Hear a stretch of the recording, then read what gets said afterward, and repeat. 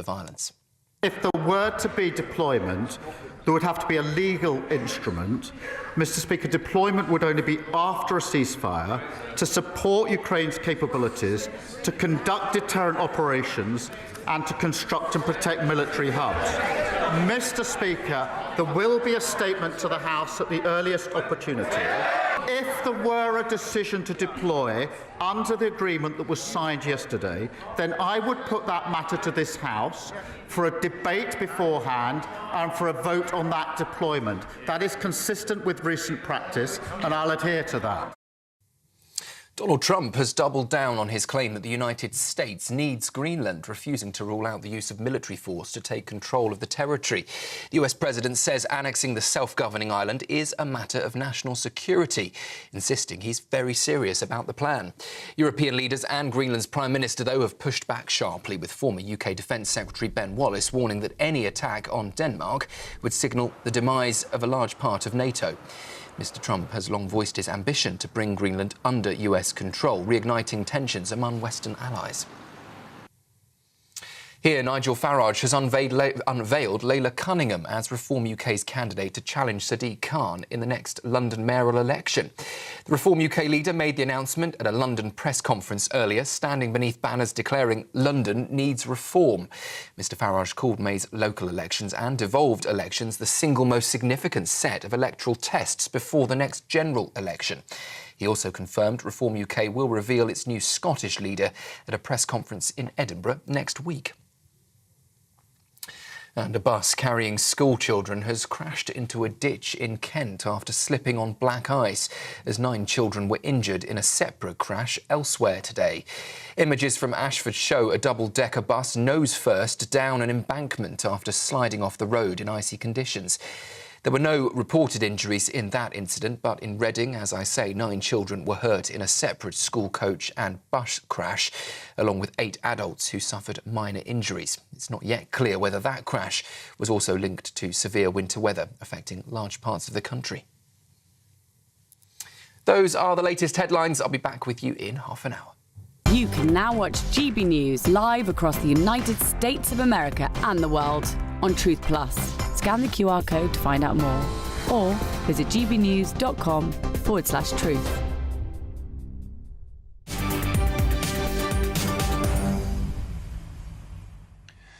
Thank you, Sam. We begin today's show with the breaking news that the US military has seized the Marinera oil tanker linked with Venezuela. The ship is accused of breaking US sanctions and shipping Iranian oil, with previous reports suggesting that Russia had deployed a submarine and other vessels to escort the tanker across the Atlantic. Meanwhile, the United States has also said that it has seized a second oil tanker in the Caribbean Sea, labelling it as a stateless, sanctioned dark fleet motor tanker. Well, joining us now is the former chairman of the Defence Select Committee, Tobias Elwood. Tobias, welcome to the show. It's a pleasure to have your company, and a belated Happy New Year to you, sir. We have a political standoff here, quite a situation. A Venezuelan vessel flagged as Russian, boarded and seized by the Americans. How precipitous, how dangerous could this be for world peace right now?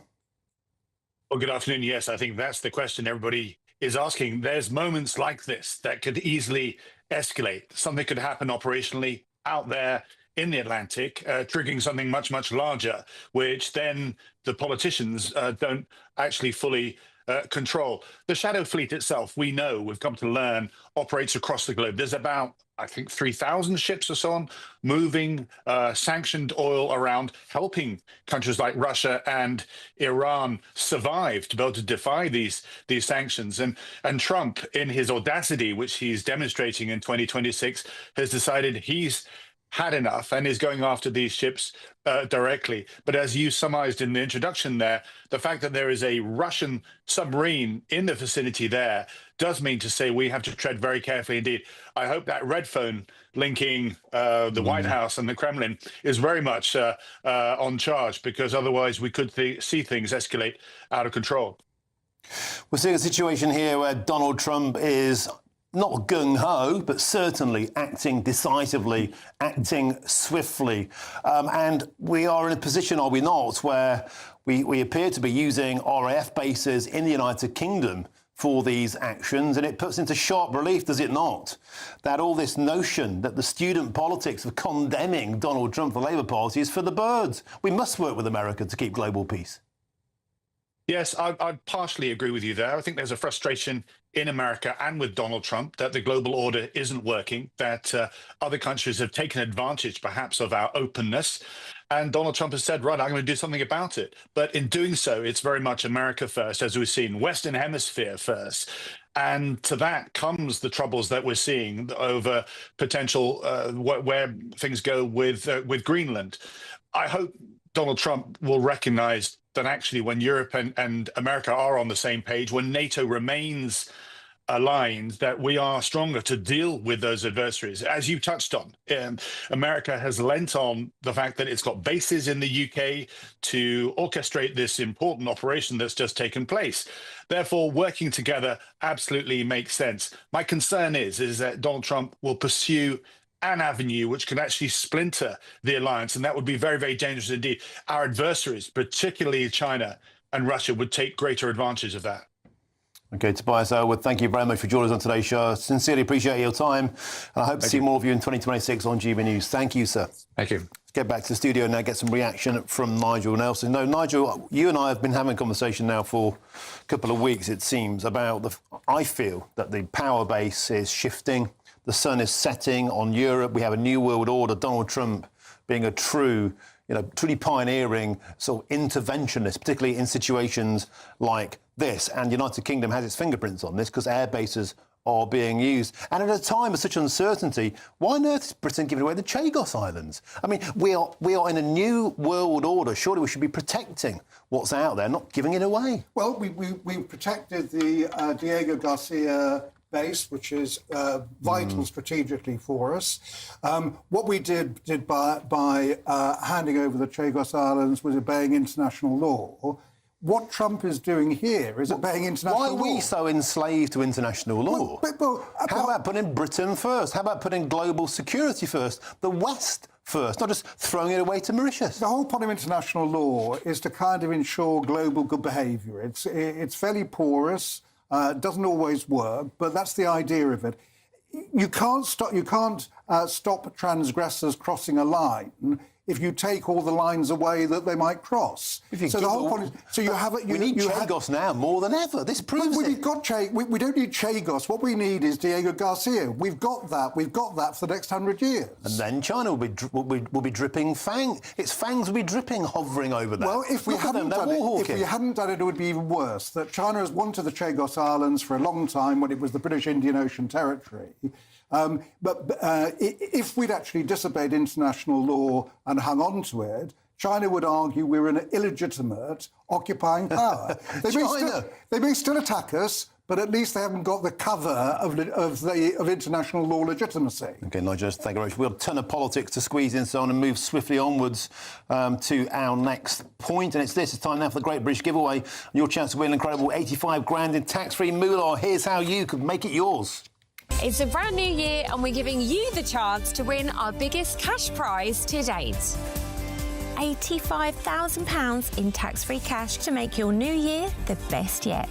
And we've come to the Aurora Collection Resort here in Lapland to celebrate. Imagine what the coming year could look like for you with a whopping £85,000 in the bank. You can have the complete Lapland experience all in one place by visiting the Northern Lights Village. Or just safe in the knowledge that this year is on us. An incredible £85,000 in tax-free cash could be yours. For another chance to win £85,000 cash, text cash to 63225. One entry costs £2.50 plus one standard network rate message. Or text bonus to 63225. 5 entries cost £5 plus one standard network rate message. Go to gbnews.com/win. Entries start at £2.50. Call 0903 686 3232. Calls cost £2.50 plus your network access charge. Or post your name and number to GB18 PO Box 8690 Derby DE1 9TT. UK only. Entrance must be 18 or over. Lines close at 4 p.m. on the 30th of January. The winner may be contacted live on GB News, week commencing the 9th of February 2026. Please check the closing time if listening or watching on demand. Good luck.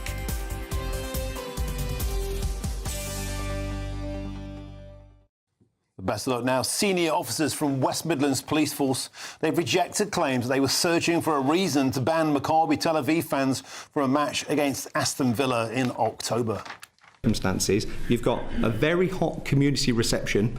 You've got Maccabi Tel Aviv and the Dutch police saying we feel they actively targeted community members. Those two things together posed a sufficient risk.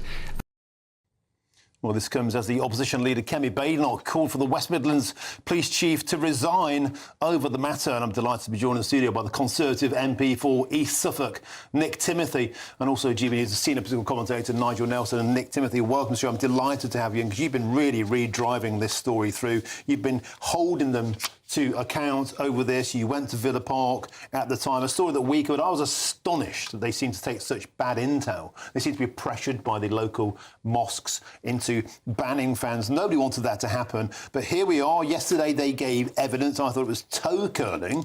You think that the Chief Constable, Craig Guilford, now has to go? He absolutely has to go. Before we start getting into the details, because some of it is quite complicated, yes, I think it's really important to start off with why this matters, because some people say, well, it's just a football match. It's just some foreign football fans. Why are you going on about this? This matters because it's vital that in a free society, a liberal democracy, that the police do their jobs without fear or favour. That's what the policing oath demands. And we also need to know, in different parts of our country, in this very modern, multicultural country that we are now, who holds the power? Because what I think is now beyond doubt is the police were pushed into this position through fear and through political pressure from Islamists. And that is obviously completely wrong. And what happened was we had a situation, and it came out in the evidence yesterday, that Israeli fans, Jews, were too afraid to travel to Britain because some of the local Muslim community have said they were prepared to turn up armed.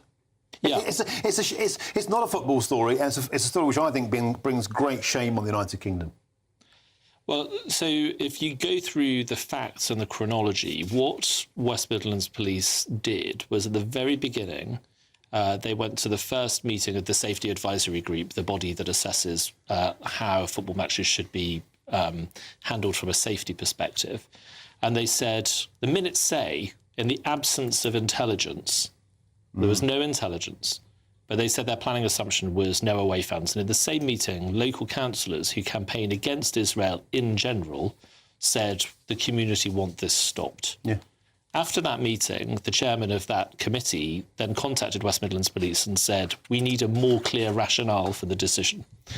Obviously, normally a rationale normally precedes a decision, but in this case, the decision preceded the rationale. And then magically, West Midlands Police returned to the committee and said, we now have significant intelligence, and pinned it all on the Israelis. And they presented them as uniquely violent.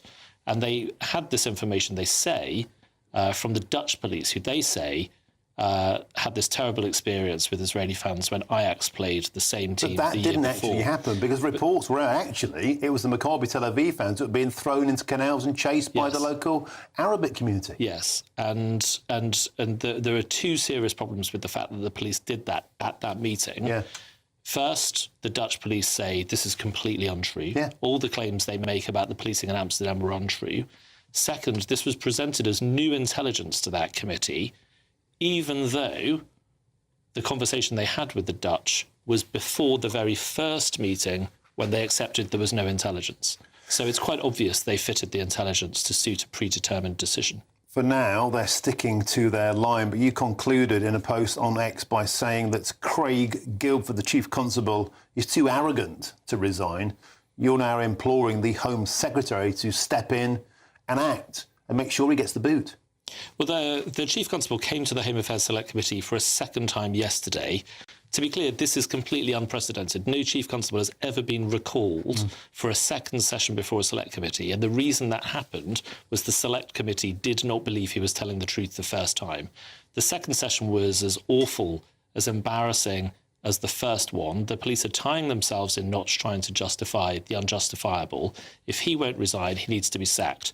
The power to sack him lies with his local police and crime commissioner, who seems very reluctant to do his job, or the Home Secretary. She has a legal power to direct the police and crime commissioner sack the chief constable. So it's up to her.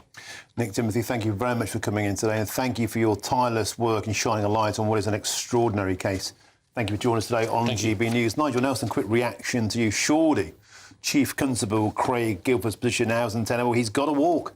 Well, after due process, you may be right. I think Nick has outlined exactly where we are now. But two things are going on at the moment. What the Home Secretary has done is order the Inspector of Constabulary to investigate.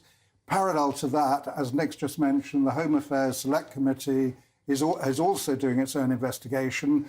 Karen Bradley, the chair of the committee, yesterday was saying that, in her view, Craig Guilford was scraping around for reasons for the ban rather than the reasons sort of presenting themselves. But we can't become a country where Jews are too afraid to come to. No, absolutely right. So, but what I'm saying is you've got these two things going on. There'll be a report from the Home Affairs Committee. By the sound of it, it'll be a critical one. That is the point when Craig Guilford has to decide whether to resign, or if he doesn't, whether the Home Secretary should sack him. No doubt, with full pension, if that does happen. Nick Timothy, thank you once again. Nigel Nelson, superb as ever, gentlemen. Thank you very much. Now, still to come on today's show, Keir Starmer has vowed to put British troops on the ground in Ukraine in the event of a ceasefire. And I'll be joined by an SAS hero who roars. The PM has lost the plot. And also next, the Labour Party has plunged to its lowest ever approval rating, with 70% of Brits disapproving of Sir Keir Starmer's government. The Prime Minister surely now is on political death row. That's next with me, Martin Daubney, on GB News, Britain's #1 news channel.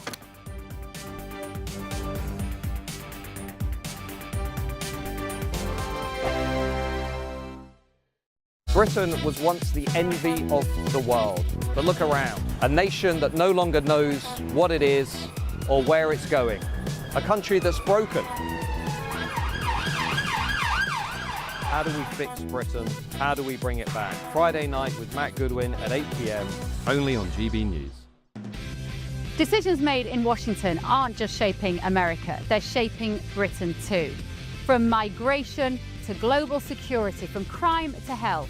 Whatever happens in the White House today will be felt in your town or city tomorrow. That's why The Late Show is live from Washington, DC. Cutting through the politics to show you what it all means for Britain. The Late Show live every night at midnight. Only on GB News, Britain's news channel. No matter the state it's in, this is our nation. Join me, Jacob Rees-Mogg, for a genuine, honest discussion on where we have been, where we are going, and where we are with the people who set the direction. Tune in to State of the Nation every Monday to Thursday, 8 to 9 o'clock. Only on GB News. Britain deserves a newsroom that puts the facts and your voice first. Well, and that's what you get on GB News. Lively debates, lively conversations. And we're not afraid to hold power to account. And each other. So join me, Andrew Pierce. And me, Miriam Gates, for Britain's Newsroom, weekdays from 9:30 on GB News. Bold. They are under no illusion. Ray, are you a human trafficker? Boundless. I've had enough of the nonsense, and I'm not afraid to say it. Don't get this on the BBC. Every weeknight, I tear through the headlines. The smell of gasoline. Should we be worried about it? From Westminster madness to cultural war chaos. What I'm going to do now, they are throwing things out the car as we speak. Get ready, Britain. Here we go. Patrick Christie's tonight, weeknights from 9 p.m, only on GB News, Britain's news channel. Hi, I'm Michelle Dewberry, and my show is your opportunity to cut through all the noise and dive in headfirst to some robust debates. Ideas clash. Situation, no, because the failure is you're deliberately avoiding my point. Nothing's held back. And if you think this is the end of it, wait for more. And we do not shy away from the difficult stuff. Sometimes I want to shake people and say, if only you understood. So join me on Jubes & Co. weeknights at 6 p.m, only on GB News, Britain's news channel. Mornings don't have to be tiresome, especially if you have the right company. Wake up to news as it happens, opinion and debate, and of course, a little bit of entertainment too. Because when the kettle's on, we're on. That's Breakfast on GB News, a show worth waking up for. Every morning from 6 a.m. Only on the People's Channel, Britain's news channel. We'll spread the news, you spread the word.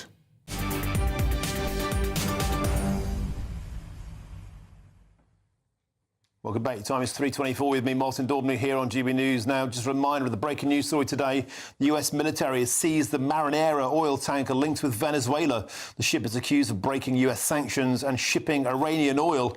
And meanwhile, the US has also seized a second oil tanker now in the Caribbean Sea, labelling it as a stateless, sanctioned dark fleet motor tanker.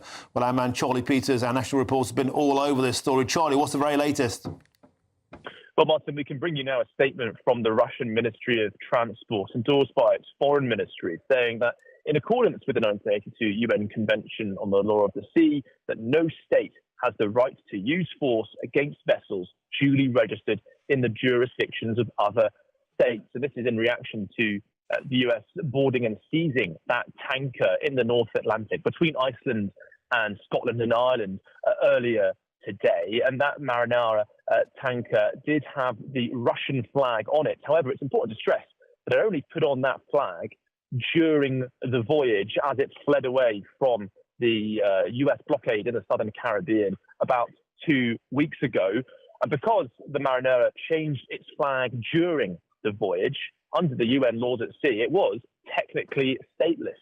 So for all of the Kremlin's bluster and its diplomatic stress on the importance of this aircraft, fundamentally, the might is right here, and the law, it appears, is on the side of the Americans, because this was, as you say, Martin, a sanctioned oil tanker due to links with Hezbollah since 2024, and also did try to breach that blockade they put in as part of Caribbean Spear, their operation in the south. Just very quickly, we now know, we've heard from US Southern Command that the US military is now off that ship. It is under the control of the US Coast Guard. They will be taking that ship back to the United States, along with the other tanker they took in the south. But Martin, it's 2 down, but perhaps 14 more to go, because plenty of other oil tankers have sought to flee from Venezuela since the US launched that dramatic raid on Saturday morning. And this could be one way for Washington to flex its muscles and to show that anyone seeking to resist their new colony and their new control in Venezuela would be in for a bit of a rude awakening, and perhaps a knock on the door from US Special Forces, perhaps even willing to land a helicopter on the back of their deck. Donald Trump strikes again. Thank you, Charlie Peters, for keeping us up to speed. We'll come back to you later on throughout the show for what is very much a breaking news story. Thank you, Charlie Peters. Now, meanwhile, back at number 10, it's been a nightmare on Downing Street for Sir Keir Starmer, as today he scores an approval rating of just 11%. And figures from YouGov state that 70% of the population do not approve of Sir Keir Starmer as a leader out of the country. So here's the big question. Is Sir Keir Starmer a political dead man walking? Well, let's now speak with the political strategist, James Frayne. James, welcome to the show. It's always a pleasure to have your experience and your company. You know, I was struck, James, going through the figures here, going right the way back until 2011. There have only been 3 moments where governments were less liked than this one. The first one was the most disapproved was Liz Truss in 2022, a score of 77%. And then going back to Theresa May in 2019, 72%. Rishi Sunak, 72%, just days before the general election where he was annihilated. All 3 of those terrible approval ratings resulted in a Prime Minister getting the chop, being annihilated. We're in that territory again, James Frayne. I put it to you, is there any way back from this for Sir Keir Starmer? No, there isn't. We can end there if you like. There is just no way back for him. But the reason there's no way back for him is because this isn't just a sort of minor blip. This hasn't happened over the course of the last few weeks. It wasn't as if everything was going beautifully from the beginning and then all of a sudden things went wrong. Things went wrong for Starmer literally as soon as he walked into number 10. I mean, if you remember what was sort of 18 months or so ago, some of the first things that he did, obviously, were things like cancelling the winter fuel payments, appalling mishandling of the riots. There was the mass early release of very serious prisoners, very significant tax rises straight away. So he went from a neutral rating, essentially, in the polls to -9 within weeks. And that was as basically as good as it got. It's been downhill ever since. And when you look at his performances, when you look at the sharks that are circling around him within the party, you just can't see a way back for him. It's also worth pointing out, James, that even during the heights of Partygate, Boris Johnson was never this unpopular. And don't forget, Sir Keir Starmer asked for Boris Johnson to resign over and over and over again. Boris Johnson enjoyed popularity ratings even at his nadir that Sir Keir Starmer can only dream of now. This is so important for everybody in politics to remember, which is that policy matters. So one of the reasons that Boris Johnson retained some degree of popularity, he wasn't overwhelmingly popular by that point. He was obviously he was plummeting the polls, but still had some popularity. He had some popularity because he had pulled Britain out of the European Union by that point, as he had promised. He had successfully navigated his way out of the back end of COVID. Now, again, the wheels fell off pretty quickly afterwards. But again, policy successes kept him somewhat buoyant in the polls. Keir Starmer hasn't had any policy successes, and this is ultimately the reason why he's dropped like a stone and why he's not coming back anytime soon. I mean, again, look at the cost of living crisis, which people are apoplectic with rage about at the moment. Look at consistent failures in the NHS. Look at the inability to deal with small boats. There is just not a single thing that the Labour Party can point to, that Keir Starmer can point to, which is a success and which is anything to build on into the next election. James Frayne, thank you very much for joining us today. Grim reading for the Prime Minister. I appreciate your time, as ever, on GB News. And a belated Happy New Year to you, sir. Thank you for your time today. Nigel Nelson, the writing is on the wall. There is no historical precedent where a PM this unpopular has ever been able to turn things around. Surely Sir Keir Starmer has to go. It's just a question of when. Well, I mean, polls don't get rid of prime ministers, apart from in Rishi Sunak's case, when it was the ultimate They poll, did with Liz Truss, they did with election. Theresa May, No, they did with Rishi Sunak. They were so unpopular, they had to do the longest walk. Theresa May and Liz Truss and Boris Johnson, they did not go because of polls. They went because of mistakes. So Liz Truss, it was obviously that appalling budget. Theresa May ran into huge problems with Brexit. Winter fuel allowance, a refusal to do a U-turn on a rape gang inquiry. Yeah, you're now talking about total U-turn. You're now talking about the inheritance reasons. tax, policy after policy disaster. Everything Sir Keir touches turned to the opposite of what gold. you're talking about now are the reasons behind that poll, why he's actually so unpopular.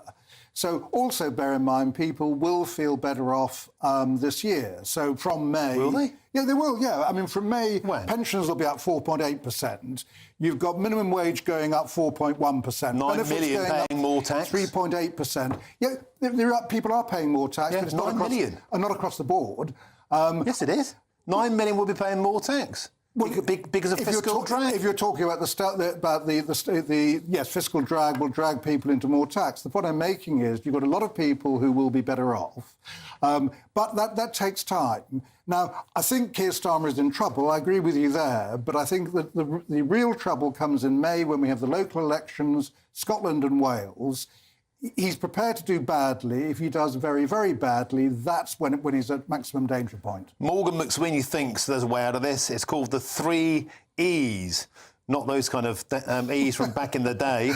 But Morgan McSweeney believes that Sir Keir Starmer just needs empathy, emotion and evidence. It'd be a miracle for Sir Keir Starmer to suddenly have empathy, emotion and evidence. People like Morgan McSweeney come up with slogans. I mean, that's what aides like that do. The key is, will people start feeling better off? If they do, then Keir Starmer is safe. OK, well, all eyes are on May. Thank you very much, Nigel. Superb as ever. Loads more still to come between now and 4 p.m, including Keir Starmer has vowed to put British troops on the ground in Ukraine in the event of a ceasefire. And I'll be joined by an SAS hero who roars, the PM has lost the plot. Now, let's have your news headlines. And here's Sam Francis.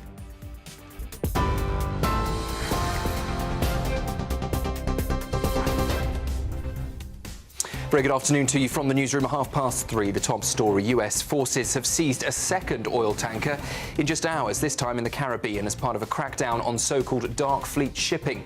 It follows the seizure of a Russian-flagged tanker in the North Atlantic, with reports emerging that UK RAF aircraft and British bases helped support that operation. Downing Street, though, says it won't comment, citing a long-standing policy on other nations' military actions. Sir Keir Starmer says MPs will get a vote on deploying British troops to Ukraine if a peace deal with Russia is agreed. But Tory leader Kemi Badenoch says talks with NATO and President Donald Trump are still needed, warning questions remain over risk and scale. Meanwhile, Donald Trump has doubled down on claims the US needs Greenland, refusing to rule out military force. He's called the annexation a national security issue, but EU leaders have pushed back hard, with former Defence Secretary Ben Wallace saying any attack on Denmark would signal the demise of a large part of NATO. Here, two men who escaped from HMP Leyhill on New Year's Day are back in custody. Matthew Armstrong was arrested near a train station in Warwickshire and is now being questioned over an alleged robbery. Daniel Washbourne, meanwhile, was detained in Bristol overnight after being taken to hospital with pre-existing injuries. Nigel Farage has unveiled Laila Cunningham as Reform UK's candidate to challenge Sadiq Khan for London Mayor. Mr Farage also called May's elections the most significant test before the next general election and confirmed Reform UK will name a new Scottish leader in Edinburgh next week. And severe winter weather is being blamed for a school bus that slid into a ditch in Kent. No injuries were reported there, but in Reading, 9 children and 8 adults were hurt in a separate crash. Those are the latest headlines. A full roundup with the news at 4. Tune into GB News Radio wherever you are. Online, on DAB digital radio, on TuneIn, on Radio Player, on Nation Player and on your smart speaker. Just say, play GB News.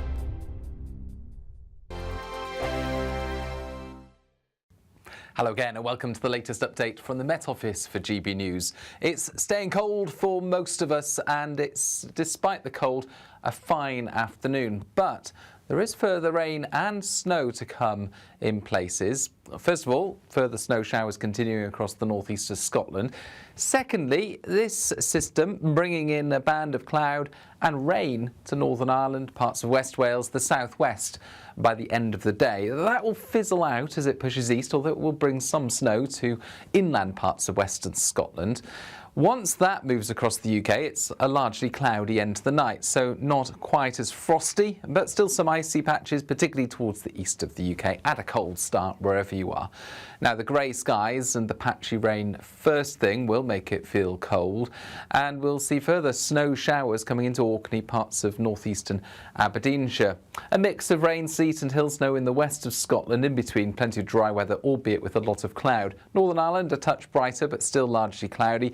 A few showers, rain and sleet coming into the northwest of England, but our attention increasingly focused on this system further southwest. Now, this is a low-pressure system that's deepening rapidly as it approaches the UK, and Météo France named it Storm Goretti because of the risk of widespread disruption from wind across northern France. For the UK, there will be disruptive winds as the wind and rain pick up by the end of the afternoon in the southwest, but it's going to mark a significant contrast between mild air in the southwest, colder air elsewhere. So whilst it will be wet and windy initially for southwestern parts into Wales, what we'll see is some disruptive winds for Cornwall in particular, 80 to 90 mile per hour wind gusts and some heavy rain, before central parts of the country, Wales and the Midlands especially, see the potential for very disruptive snow later Thursday into Friday. Thank you, Britain, for helping us reach 10 million followers across our social media platforms. We're truly honoured to have your trust, one follower at a time.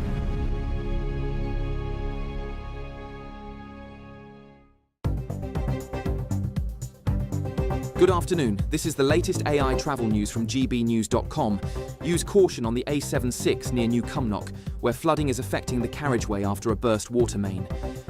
In Powys, the A458 is blocked in both directions in Welshpool, with an incident on Church Street between the cross and local diversion routes in place.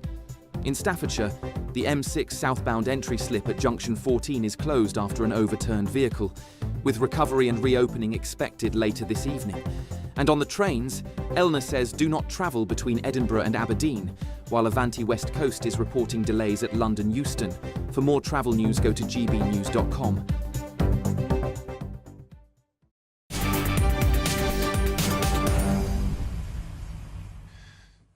Well, debate time is 3:39. I've got some breaking news for you now. In the last couple of moments, the British Armed Forces provided support to the US operation to seize the Marinera oil tanker, including RAF surveillance and the RAF Tide Force support ship, the Ministry of Defence has said. Charlie Peters joins us now for a full update. Charlie Peters, you predicted this kind of RAF support days ago, and here we are, it's happened.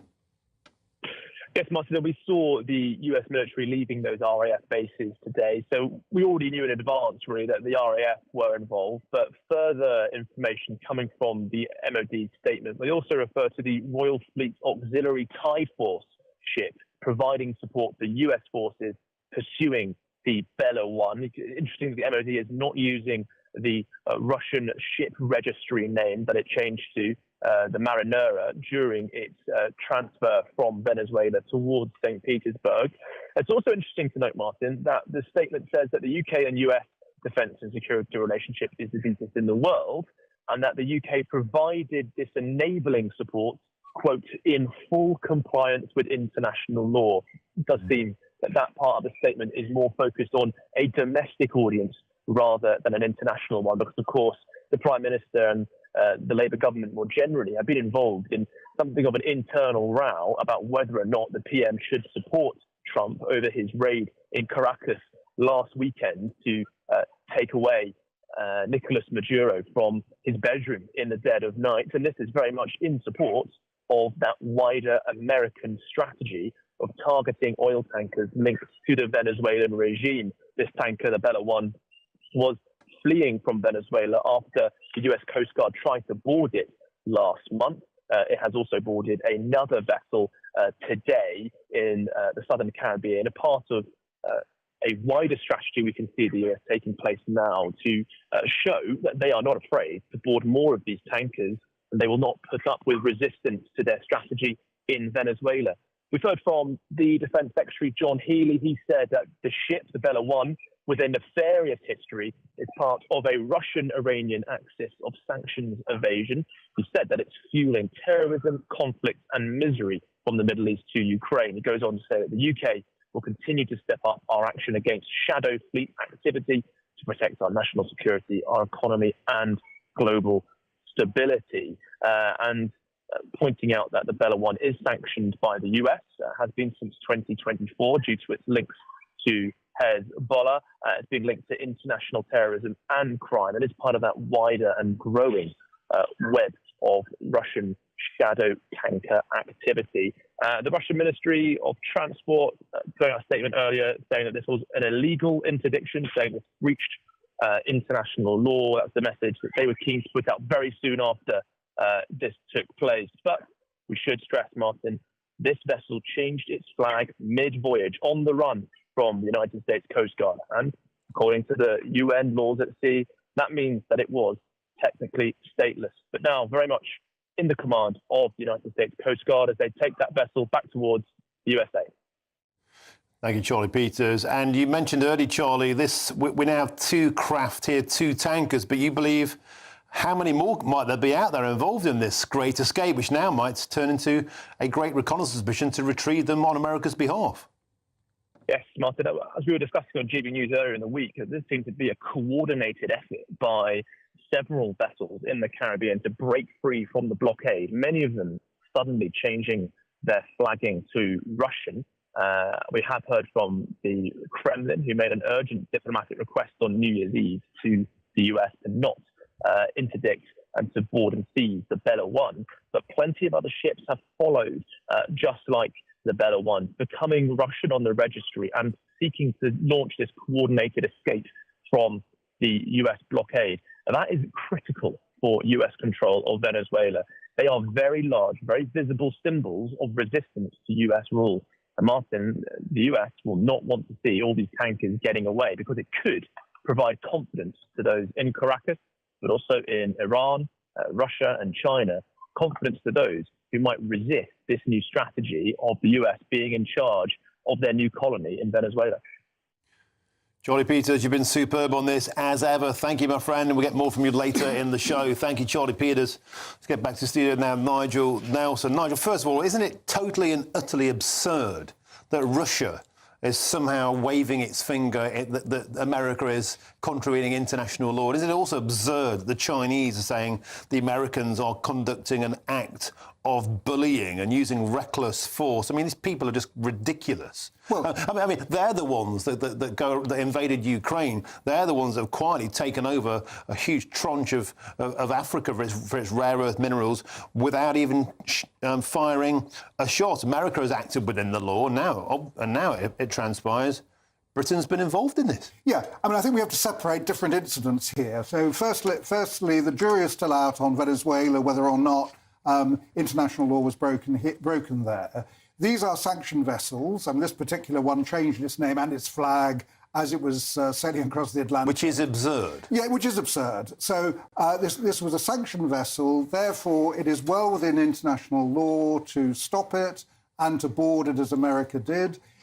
Also, we are within international law to support the Americans in that action, as we should have done. So, in a sense, it is sending a message domestically that we will help the Americans, provided they stick within the law. But every so often, when Trump breaks it, we're not going to actually help him there.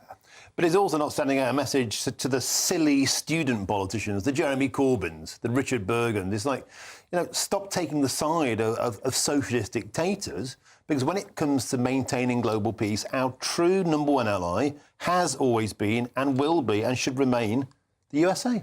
But we cannot sanction the fact that he breaks the law. So I can understand Jeremy Corbyn, Richard Burgon. They haven't said anything about this particular incident. I'll be interested to see why not. I'll be interested to see if they do say something about this, because this would be within the law. Venezuela, to all intents and purposes, was an illegal act. The idea that he might actually annex Greenland now and do it by force, that's even worse. OK, Nigel Nelson, thank you. Superb as ever. Now, meanwhile, if in search of some holiday sun this year, who can blame with the weather forecast the way it is in Britain? But here's the forecast for some of the top European destinations. Ready to soak up that holiday sunshine? Won't we need some cover? No worries. All sorted. All Clear Travel Insurance sponsors GB News Travel Destinations Forecast.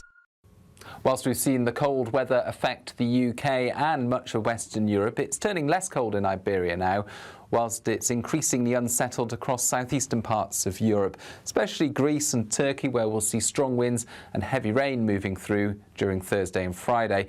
Italy's on the cold side, temperatures a few degrees below average. Meanwhile, temperatures have now recovered for Spain and Portugal, back up to the double figures or the teens in places. All Clear Travel Insurance sponsors GB News Travel Destinations Forecast. Britain was once the envy of the world. But look around. A nation that no longer knows what it is or where it's going. A country that's broken. How do we fix Britain? How do we bring it back? Friday night with Matt Goodwin at 8 p.m. only on GB News. This is GB News, Britain's news channel. Well, here at Holbrook Animal Rescue, they're being forced to relocate, and if they can't find a suitable alternative, they'll even be at risk of closing. And I've seen the amazing work that they've done here. Just earlier we met a dog called Essie, who has just found her almost possible forever home literally in the time that we were here. She only came here a couple of days ago, so it's really great work that they do for all animals. Like this one here, this is Torn, he's just a puppy, and I'm also joined by Laura Santini, who runs the shelter. Tell us a bit about Torn here. So this is just a little fellow that came in, no fault of his own. The people just couldn't cope with him.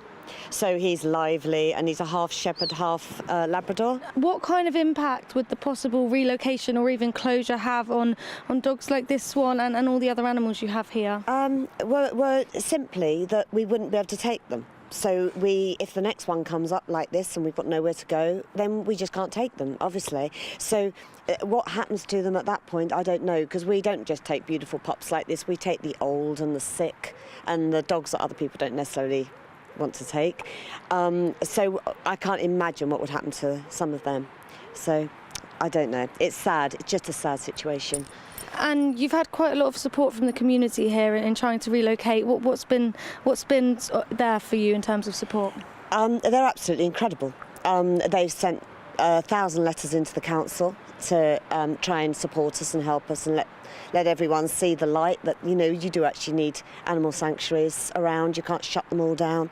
We're always getting phone calls saying how much people like what we do and hope we get our plan in appeal when it goes through and things like that. GB News, the People's Channel. No matter the state it's in, this is our nation. Join me, Jacob Rees-Mogg, for a genuine, honest discussion on where we have been, where we are going, and where we are with the people who set the direction. Tune in to State of the Nation every Monday to Thursday, 8 to 9 o'clock. Only on GB News. Britain deserves a newsroom that puts the facts and your voice first. Well, and that's what you get on GB News. Lively debates, lively conversation. And we're not afraid to hold power to account. And each other. So join me, Andrew Pearce. And me, Miriam Gates, for Britain's Newsroom, weekdays from 9:30 on GB News.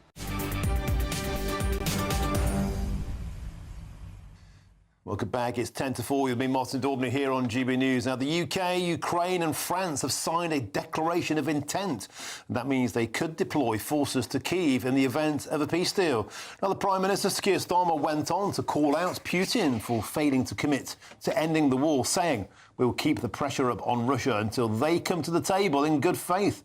Well, I'm joined in the studio by GB News senior political commentator Nigel Nelson. Nigel, we saw in Paris yesterday what I was perhaps uncharitably calling the coalition of the pointless, puffing up their chests, and now we learn that there could be British boots on the ground in Ukraine. I put it to you, we can't even defend our own borders from the invasion of small thingies. Why on earth are we committing to putting British boots on the ground in Ukraine? Well, first of all, the army are not involved in dealing with policing the borders. Perhaps they should be. That is the job for Border Force. The job that they're really trained for is peacekeeping, which is what they would do if they went to Ukraine. We're a long way away from that. This is something that's been agreed by European leaders. We've yet got to get Putin to agree to it as well. But in the event it goes ahead, that it will need a legal instrument to make sure that we're doing the right thing. There'll be a vote in Parliament on whether to actually put boots on the ground. But at the moment, it is very vague. It'll be us, it'll be France, possibly Germany. Some other countries will join in. Well, Germany haven't committed. They haven't committed yet, no. Why is it always Britain? Why is Sir Keir Starmer so determined to do his utmost for Ukraine without much support from the rest of... There were 39 leaders in Paris yesterday. Why is Sir Keir Starmer always so keen to shove British boots on the ground? Well, at a point, I put it to you as well, where only 23% of Brits polled said they would even bother to fight for this government. Now, that's the least popular in modern political history. People don't want to fight for Sir Keir Starmer's Britain. Well, I mean, we don't know exactly how the soldiers, sailors, airmen and women are actually behaving on that front. They fight for the king. They don't fight for the government of the day. That's how our constitution works. And I'm sure they'll do their duty if asked, as they always have. Well, their duty might involve killing a Russian soldier. If they killed a Russian soldier, that could tip us towards World War III. That could happen. So why take that risk? It could happen, but somehow it's risky to let the Ukraine war just keep dragging on and on and on. So if we can find a way of ending it, first of all, they won't go until there's a ceasefire. They won't be going into a hot zone. We don't know if they will end up in combat, but you're absolutely right. There's a danger with all military operations that it can escalate into something else. It would equally be a problem if a Russian soldier shot a British one. But at the moment, we're trying to contain it. And one of the best ways of containing it is to have a force on the ground to deter Russia from further attacks. Isn't it funny how politicians always want the working classes when there's a war to fight? The same people they've been calling far right since they got into power. That's my problem. It's always white working class lads, ostensibly on the majority, who are expected to fight politicians' wars, a very unpopular war with a lot of Brits. This is Keir Starmer reading the wrong room here. We've got to move on. It's the end of the hour. Thank you very much, Nigel Nelson. Later on the show, I'll be joined by an SAS veteran, by the way, a hero, for his take on that story. Coming up next, I'll bring you all the very latest on the breaking news story. The US has seized 2 Venezuelan oil tankers, one of which we learned in this past 45 minutes was with RAF involvement. Britain has its fingerprints on its latest international crisis. That's next on GB News with me, Martin Daubney. First, though, is your weather with Aidan.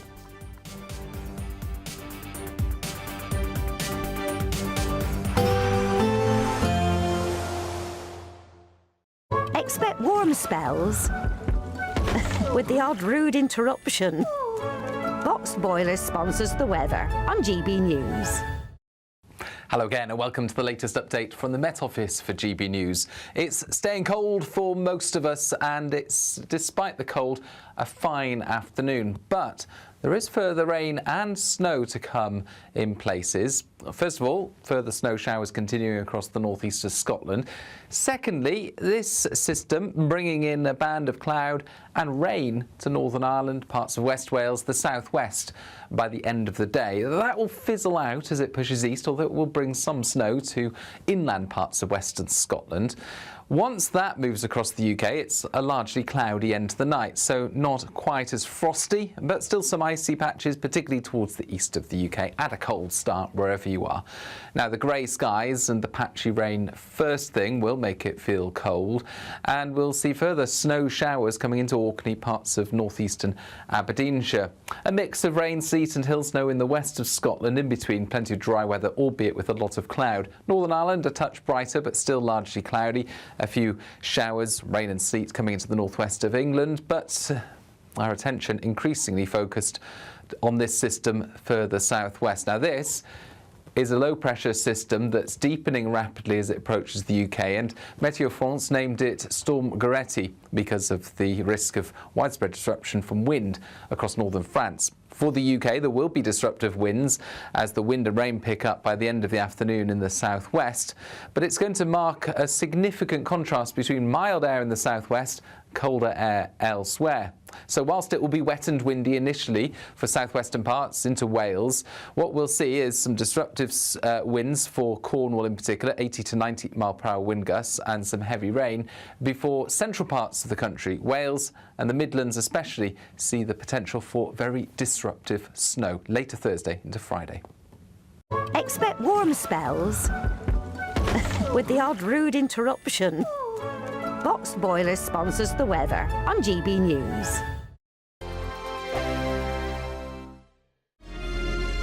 Thank you to our global community for watching and listening to GB News. We're not only the #1 news channel in Britain, we're chosen by you around the world.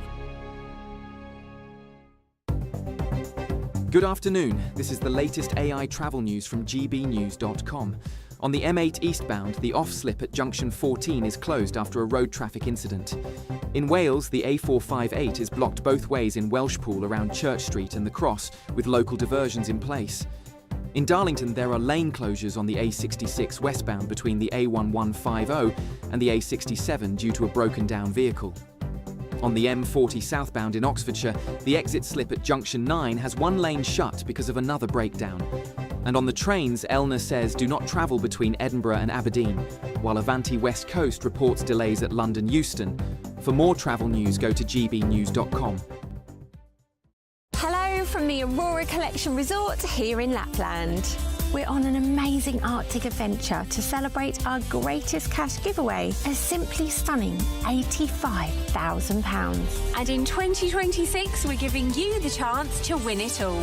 For another chance to win £85,000 cash, text cash to 63225. One entry costs £2.50 plus one standard network rate message. Or text bonus to 63225. 5 entries cost £5 plus one standard network rate message. Go to gbnews.com/win. Entries start at £2.50. Call 0903 686 3232. Calls cost £2.50 plus your network access charge. Or post your name and number to GB18 PO Box 8690 Derby DE1 9TT. UK only. Entrance must be 18 or over. Lines close at 4 p.m. on the 30th of January. The winner may be contacted live on GB News, week commencing the 9th of February 2026. Please check the closing time if listening or watching on demand.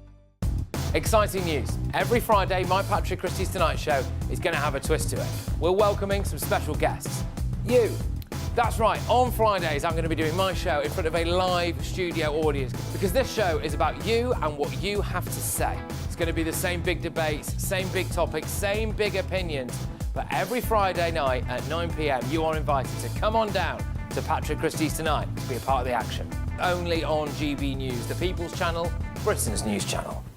Hi, I'm Michelle Dewberry, and my show is your opportunity to cut through all the noise and dive in headfirst to some robust debates. Ideas clash. Situation, isn't it? Because the failure is... You're deliberately avoiding my point. Nothing's held back. And if you think this is the end of it, wait for more. And we do not shy away from the difficult stuff. Sometimes I want to shake people and say, if only you understood. So join me on Jubes and Kerr weeknights at 6 p.m, only on GB News, Britain's news channel.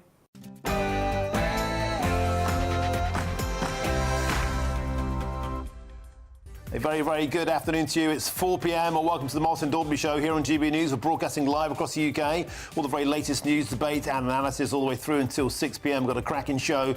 Here's what's on today's menu. Top story, the United States, with the help now we learn of the RAF, has seized a tanker linked to Venezuelan oil in the North Atlantic that it accused of breaking US sanctions and shipping Iranian oil, and has also seized a second Venezuelan-linked oil tanker in the Caribbean.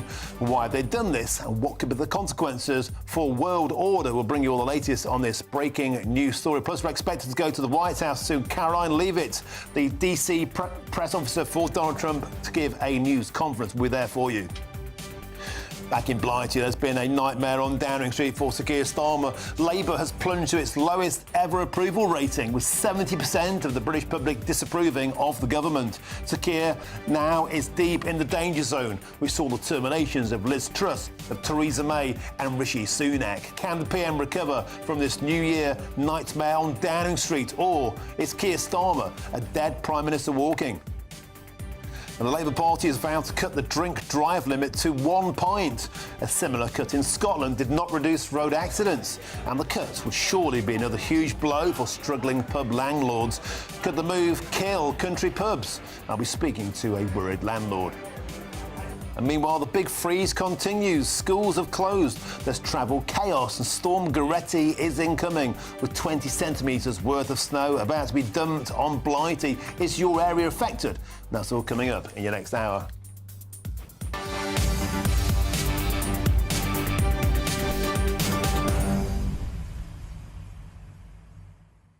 Well, to the show, it's a pleasure to have your company. Only 11% of the British electorate approve of this Labour government. That is a near historic low. Only 3 times have governments been less popular than Sir Keir Starmer's government, and in each of those 3 separate occasions, it precipitated the resignation or the annihilation of the Prime Minister of the time. Liz Truss, Rishi Sunak, Theresa May all bit the bullet when they became this unpopular. Does the same fate await Sir Keir Starmer? Plus, we'll have all the latest breaking news story on this incredible situation of oil tankers, Venezuelan tankers being seized by America with the RAF involved. We'll be live at the White House for a press conference shortly. Get in touch usual way, gbnews.com/your say is the way to do so, or scan the QR code on the screen now if that floats your boat. But now it's time for the news headlines, and here's Sam Francis.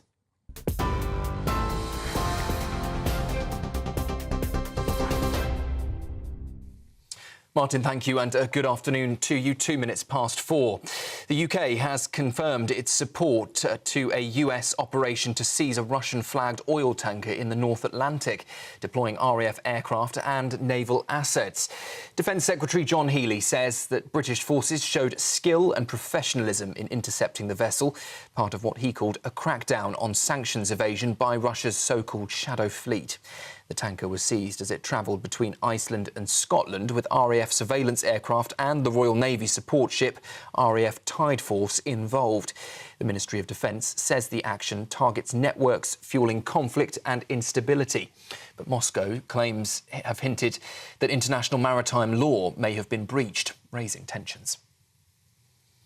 Sir Keir Starmer says MPs will be given a vote on whether British troops are deployed to Ukraine if a peace deal with Russia is agreed. The Prime Minister says the move would follow recent practice after the UK, France and Ukraine signed a declaration of intent to deploy forces to help police any future settlement. But the Conservative leader Kemi Badenoch says that Prime Minister must hold talks with NATO and the US, warning questions remain over the scale and risks of any deployment. No Prime Minister, Labour or Conservative, has failed to make a statement to the House in person after committing to the deployment of British troops. His comments about making a statement in due course, quite frankly, are not good enough. It shows a fundamental lack of respect for all of us here. Sir Keir Starmer, though, insists Britain must be ready to play its part and told MPs today that any deployment would focus on deterrence, protecting key military hubs and preventing further Russian aggression. If there were to be deployment, there would have to be a legal instrument. Mr. Speaker, deployment would only be after a ceasefire to support Ukraine's capabilities, to conduct deterrent operations and to construct and protect military hubs. Mr. Speaker, there will be a statement to the House at the earliest opportunity. If there were a decision to deploy under the agreement that was signed yesterday, then I would put that matter to this House for a debate beforehand and for a vote on that deployment. That is consistent with recent practice, and I'll adhere to that. Donald Trump has doubled down on his claim that the United States needs Greenland, refusing to rule out the use of military force to take control of the territory. The US president says annexing the self-governing island is a matter of national security, insisting he's very serious about the plan. European leaders, though, and Greenland's Prime Minister have pushed back sharply, with former UK Defence Secretary Ben Wallace warning that any attack would signal the demise of a large part of NATO. Mr. Trump, though, has long voiced his ambition to bring Greenland under US control, reigniting tensions among Western allies. Here, a migrant has become the first person charged under a new endangerment at sea offence introduced to crack down on dangerous small boat crossings. The charge follows the launch of the Border Security, Asylum and Immigration Act, which makes it a crime to put lives at risk during channel crossings, with a sentence of up to 6 years in prison. The suspect was arrested after the first small boat crossing of the year so far, carrying 48 people from northern France. Ministers say the new powers will help disrupt and dismantle people smuggling gangs, and comes as the National Crime Agency's confirmed its former top target has just been jailed. Nigel Farage has unveiled Layla Cunningham as Reform UK's candidate to challenge Sadiq Khan in the next London mayoral election. The Reform UK leader made the announcement at a London press conference today, standing beneath banners declaring London needs reform. Mr Farage called May's devolved elections, the single most significant set of electoral tests before the next general election. He also confirmed Reform UK will reveal its new Scottish leader at a press conference in Edinburgh next week.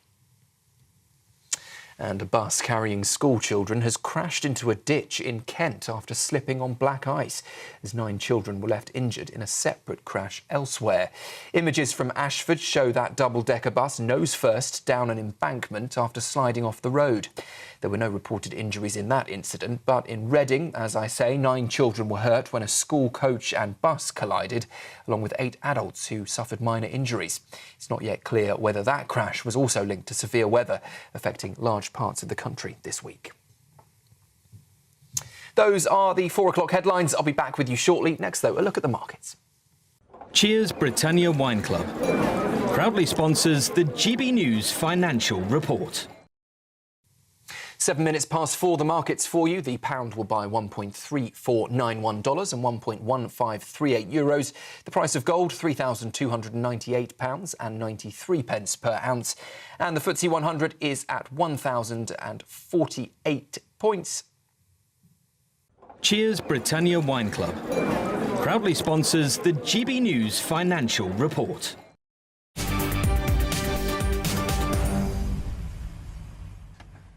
Thank you, Sam. Now, a reminder of today's breaking news story, and it's this. The US military has seized the Marinera oil tanker linked with Venezuela with the help, now we learn, in this past hour of the RAF. The ship is accused of breaking US sanctions and shipping Iranian oil, and we believe it has links with Hezbollah and Iran. Meanwhile, the US has also seized now a second oil tanker in the Caribbean Sea, labelling it as a stateless, sanctioned dark fleet motor tanker.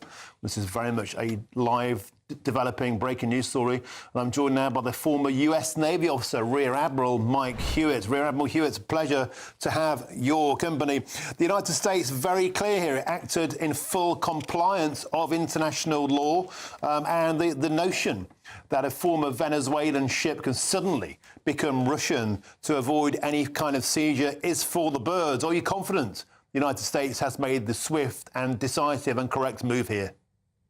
I absolutely am. And I think if you follow what the Trump doctrine has set into place, from his national security strategy to his commitment to NATO to go to 5% GDP, and recognizing that sanctions of Russian oil as a petroeconomy, which is Putin's lifeblood for his war against Ukraine, is the most important thing we can do. And it's really been 3 years overdue. There's 300 plus what we call shadow fleet tankers operating globally, primarily moving illicit oil from Venezuela to the Russians with the support of the Chinese. So I think this is not only a strategic move, it has legal precedent.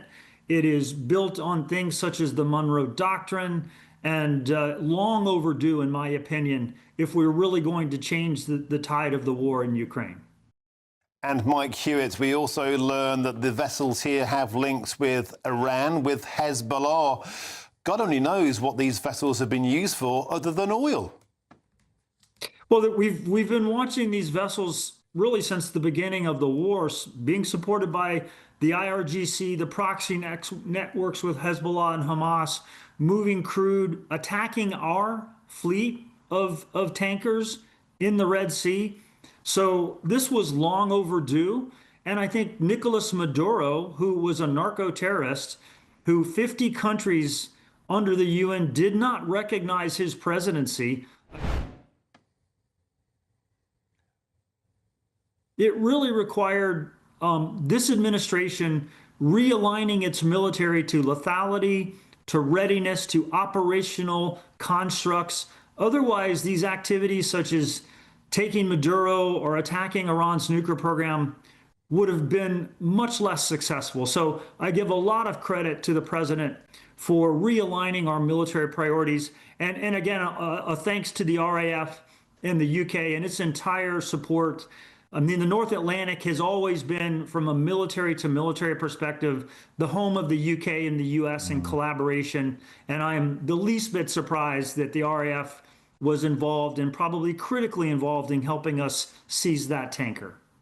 And Mike Hewitt, just to inform our viewers and listeners, there's pictures on the screen there, live pictures now from the White House. We're expecting Caroline Leavitt, who of course is Donald Trump's chief of press, to issue a statement on the situation shortly. But Rear Admiral, as I have you here until then, what's your message to the political class around the world who seem to have had more sympathy with the Venezuelan shameful President Maduro and has saved all of their chagrin towards Donald Trump? Yeah, it is quite interesting that previous administrations, previous Congresses would chide Trump for speaking strong but not acting strong, particularly on Maduro. In 2020, they called out Trump for not taking action on Nicolas Maduro.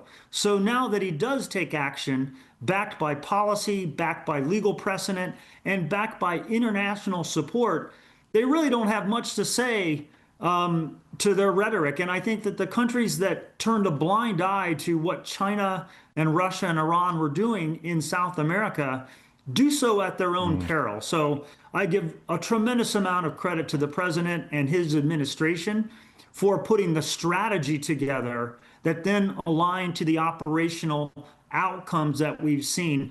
And there will be more to follow. I think what you're going to see, this is the beginning of cutting off the shadow fleet of oil, which is the lifeblood of Vladimir Putin. And as I watch your prime minister discuss putting troops on the ground in Ukraine, it would be foolish to do so if you don't cut off his flow of commerce, which is oil. OK, thank you very much for joining us. Pleasure to have your esteemed company, former US officer, the Rear Admiral Mike Hewitt. Mike, thank you for your time. It's a pleasure. Thank you. And just to remind you, we're about to cross to the White House for a press conference with Caroline Leavitt, of course, Donald Trump's chief of press. But before that, let's head back to the studio here in Westminster. There are those live pictures there. We're awaiting Miss Leavitt to appear to give us a statement on what is a hugely evolving live story. I'm joined in the studio in Westminster by the Labour MP for Hendon, David Pinto-Jasinski, as well as GB News' political editor Chris Hope and GB News' senior political commentator Nigel Nelson. David, perhaps I could start with you. What's your take on the fact we're learning in this past 45 minutes that the RAF has been involved in supporting this audacious seizure of tankers. Might that finally put a sock in the left-wing politicians who seem to have more in common with Maduro than Donald Trump? Well, look, I mean, I'm proud of the role the RAF has played. I don't think we should be shedding any tears for Maduro. He was illegitimate and stole the 2018 election in Venezuela. And now, certainly in Venezuela, the emphasis must be on easing the transition to full democracy. But here, I think it's absolutely crucial that sanctions against Russia are enforced. And this government's been absolutely focused on that. That's why we've been shadowing over 500 vessels, kind of monitoring them. And that's why, because of the actions that we've been taking, Russia's oil revenues have dropped by over a quarter, by 27%. But no, I'm proud to see us engage with this. It's right, and it's right that those sanctions are kept in force. Can I get your take, please, as we wait to go to Carol and leave it for this press conference? Yesterday, of course, the coalition of the willing, Chris Hope was there with the Prime Minister in Paris. We learned today this notion in the advent of a ceasefire, British troops could be on the ground in Ukraine. Is that really the right thing to do? Why should British boots be risked in this situation? Look, it's in all of our interests that Ukraine's integrity is safeguarded and that we have peace. And, President Trump has been absolutely driving towards a peace deal, and that's what we're supporting. This is absolutely part of it, and it's integral not just to the long-term security of Ukraine, but in all of our interests and for all of our security. And that's why I think you see consensus across the House of Commons, except perhaps with reform where their MPs obviously have a bit more of a sticky relationship with Russia. Well, hang on a minute. This is a country that can't even defend its own borders. You can't stop dinghies arriving in Britain. No, we can't stop our own shores being invaded. Why on earth are we deploying our military resources to Ukraine? How about putting Britain first? Well, we are absolutely putting Britain first by ensuring the integrity and defence of Europe. If you let Ukraine fall, it will not stop there. And it's absolutely right that we safeguard that in integrity. And by the way, the deal that Keir Starmer has been leading the world, along with President Macron, in putting together will help not just safeguard Ukraine, but will make Britain safer as well. And it's great to see, yesterday, also the US signing up to play its role too. David, you've been around politics for quite a while. Do you think we're being a bit flat-footed? You've got a president of the United States here tearing up the international order, threatening Greenland, seizing people, leaders of Venezuela. Now, we're seeing footage on screen there of the US Coast Guard. It looks like boarding that tanker out in the mid-Atlantic.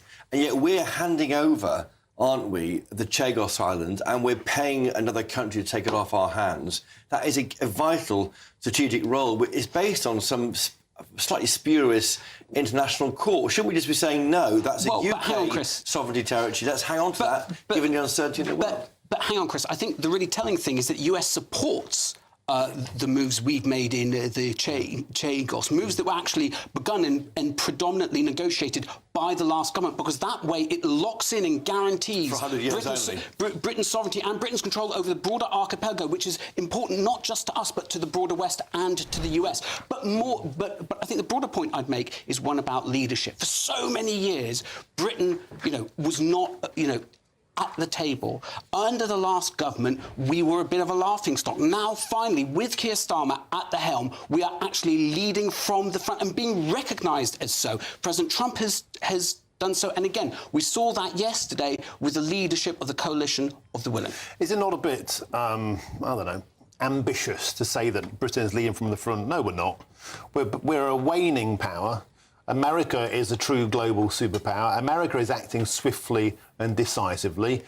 They call all the shots. They'll decide what goes on in Ukraine, and this is posturing. The coalition of the willing yesterday is more like the coalition of the pointless. But that's absolutely not true. And frankly, I'm not going to talk down this country. This is a great country. And I think what we're seeing is us reasserting the rightful role we should play on the world stage. You're absolutely right that for too long, last government didn't play the hand right and also didn't invest in our security. The fact that investment in defence never reached the levels of the Labour government in the whole 14 years of the Conservative government is a badge of shame. And the fact that Ben Wallace, the Conservative Defence Secretary, said as recently as today on Radio 4, that under the Tories, our defence was hollowed out, is a mark of that. But we are now back, and Britain is back, and I'm proud of it. 2034, we get to 3% of GDP on defence. Surely that should be brought forward. That's what Ed Davies said, and Kevin Badenoch in PMQs. And while I can ask you also about your leader, he's tanking in the polls. He's nowhere, is he? You're now behind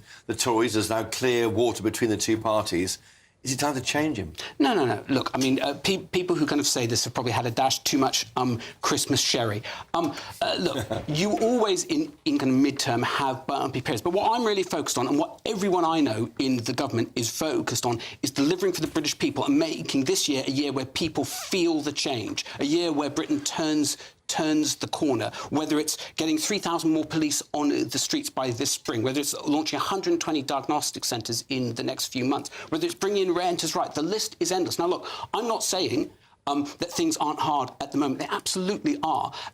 But we've taken the steps to build the strong foundation to change things. And what you're going to see this year is real delivery that makes a difference in people's lives. And I think that's going to be the answer. OK, just to remind viewers and listeners tuning in, in fact, we are waiting imminently for a press conference there. That is live pictures on your screens from the White House. Caroline Leavitt, of course, who's something of a superstar press representative for Donald Trump. We're expecting her to appear any moment soon. Of course, when that happens, we'll go live and direct on GB News. But David Pinto-Dzyinski in studio, Labour MP for Hendon. I want to talk, if I could, a bit more about that poll out today. YouGov, it's the state of the popularity of the government poll, goes back to 2010. And at present, today, only 11% of the British public approve of your government, 70% disapprove. That's the fourth worst rating in history. The only time it was ever any worse was Liz Truss in 2022, Theresa May in 2019, the final days of Rishi Sunak in 2024.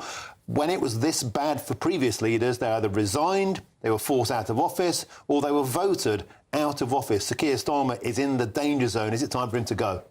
I just don't buy that at all. Look, we always knew that change would be difficult. We are trying to turn around a huge amount of damage done to the country over 14 years of the previous government, and it was never going to be easy, but we've already taken steps to lay the foundations for that turnaround. That's why we've seen wages go up in the first 10 months of the Labour government by more than in the last 10 years. OK, we have to interrupt. Thank you very much, David. Let's go to the White House. Here's Caroline Leavitt. Thank you so much.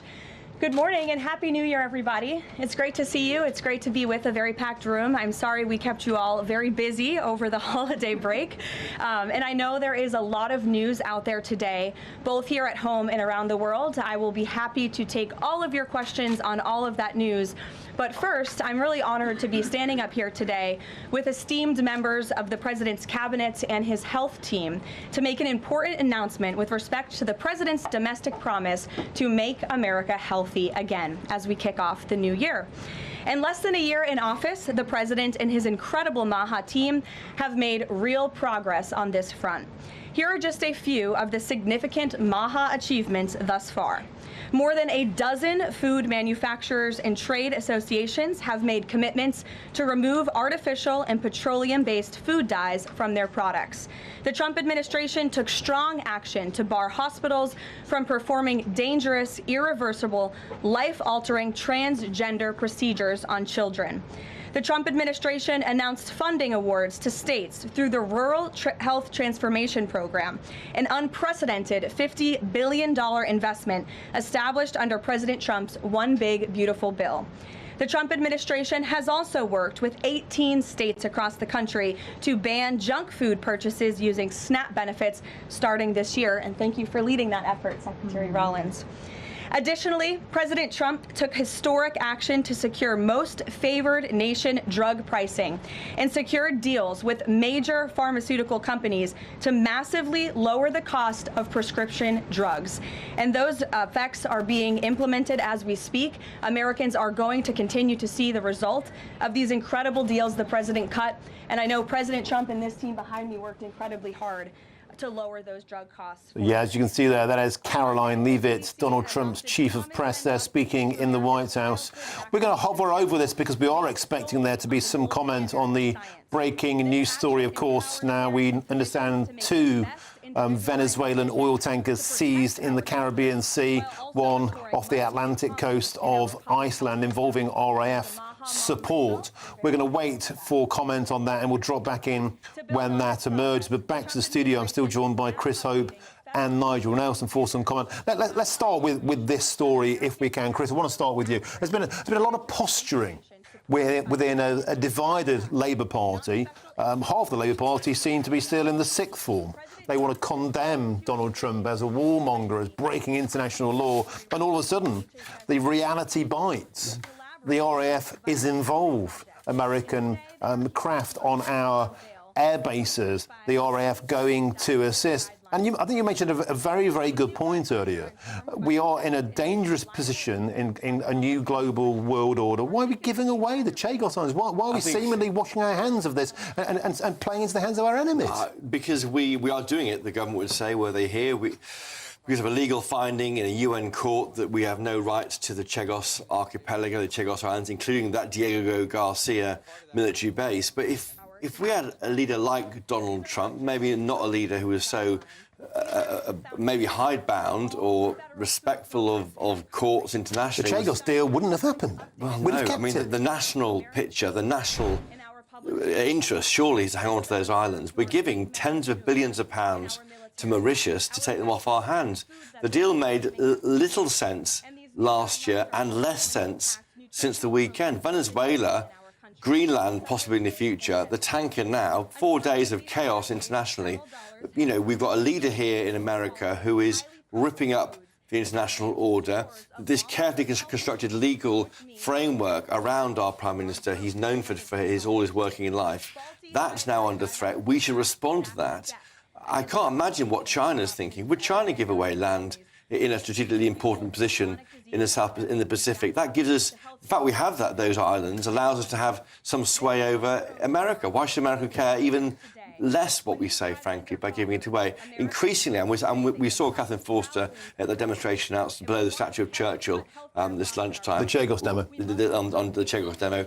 Vote next week in the House of Lords. There's a chance here for the government to say, right, hang on, the world is changing in front of our eyes. Perhaps we should change our position too. Nigel Nelson, isn't that the point? To Keir Starmer, you might not like it, but he's often compared to, he's a globalist. He obeys international law. He literally wrote the book on the European Convention of Human Rights. I've got a copy out there, and it costs £7. But the point is this, as you say, he's duty-bound to follow international law. The great British giveaway of the Chagos Islands didn't need to be done. I put it to you, a nationalist, a true leader who stuck up for British interests would have never gone anywhere near that deal. Donald Trump wouldn't have gone near that deal. Nigel Farage wouldn't have gone near that deal. And I put it to you, it places us in a weaker position now, not having that outpost on Chagos Islands. No, I think that the idea that you don't obey the law, whether it be international or domestic... But we voluntarily surrendered it. But we didn't. That's the whole point. What was happening with Chagos was that various courts had made judgments against us saying that we had to hand it back to Mauritius. They weren't binding. Binding judgments were coming down the track. If we'd not given it back, China would have turned around and said, we're an illegitimate power in control. And the result of that could be that China could have forced us out. Why is China involved in this conversation? Because China has always wanted the Chagos Islands. Yeah, sure they do. And it's a step nearer to get in them. Yeah, it's ours. And if we'd hang on to them against international law... OK, guys, I have to interject because we've got to cross the White House now. Marco Rubio is speaking. Let's go there. Dad, how could we acquire Greenland? There's an interest there. But so I just reminded them of the fact that not only did Truman want to do it, but President Trump's been talking about this since his first term. What? He made a statement last night saying that the military option... He's lost a lot of weight. Good job, man. They said the military option is on the table. So is the administration really willing to risk the NATO alliance by potentially moving ahead? Guys, military option? What I think the White House said yesterday is what I will tell you now, and I've always said. The president always retained the option. Every president, not this president, every president always retains the option. I'm not talking about Greenland. I'm just talking about globally. If the president identifies a threat to the national security of the United States, every president retains the option to address it through military means. as a diplomat, which is what I am now, and what we work on, we always prefer to settle it in different ways. That included in Venezuela. We tried repeatedly to reach an outcome here that did not involve having to go in and grab an indicted drug trafficker. Those were unsuccessful, unfortunately. Well, Venezuela, the people of Venezuela are waking up to the same regime. Do you not worry about that? Well, first of all, the bottom line is that there is a process now in place where we have tremendous control and leverage over what those interim authorities are doing and are able to do. But obviously this will be a process of transition. In the end, it will be up to the Venezuelan people to transform their country. We are prepared under the right conditions, using the leverage that we have, which includes the fact that they cannot move any oil unless we allow them to move it. Well, again, I'm not going to give you a timeline on it. We want it to move as soon as possible. But we didn't expect this would. It's been 3 days since this happened, 4 days since this happened. So I understand that in this cycle and society we now live in, everyone wants instant outcomes. They want it to happen overnight. It's not going to work that way. But we're already seeing progress with this new deal that's been announced and more deals to follow. You are already seeing how the leverage the United States has over those interim authorities is going to begin to lead to positive outcomes. It doesn't cost us. It doesn't cost us. The involvement, the U.S. involvement in Venezuela, how much will it cost? Well, it isn't going to cost us any money. For example, this oil deal that's happening doesn't cost us any money. On the contrary, and if it opens up, costs no money. Well, look, I don't have the numbers. What operation are you talking about? The entire thing? Yeah. Well, these troops are going to be deployed. None of these troops sit in a dry dock waiting for action. They're deployed somewhere in the world. If they're not here, they're somewhere else. Just today, our forces not deployed to the Caribbean seized a boat, a sanctioned boat tied to the IRGC that tried to flee from us. That happened somewhere else. We are constantly involved in action. We have boats in the Mediterranean. We have ships in the Middle East. We have ships in the Indo-Pacific.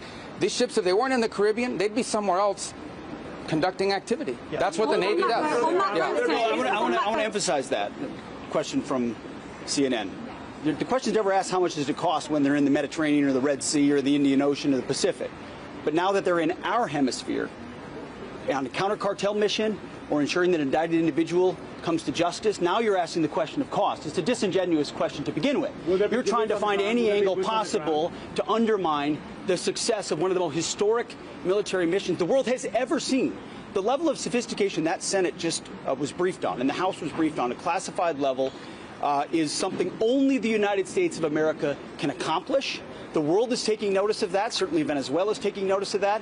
And it continues because 2 oil tankers, 2 overnight, were seized by the United States of America, stateless or sanctioned, because the oil blockade, the quarantine of oil out of unsanctioned or stateless, sanctioned or stateless vessels continues. That leverage will continue as Secretary Rubio outlined. So our military is prepared to continue this. As he said, the president, when he speaks, he means it.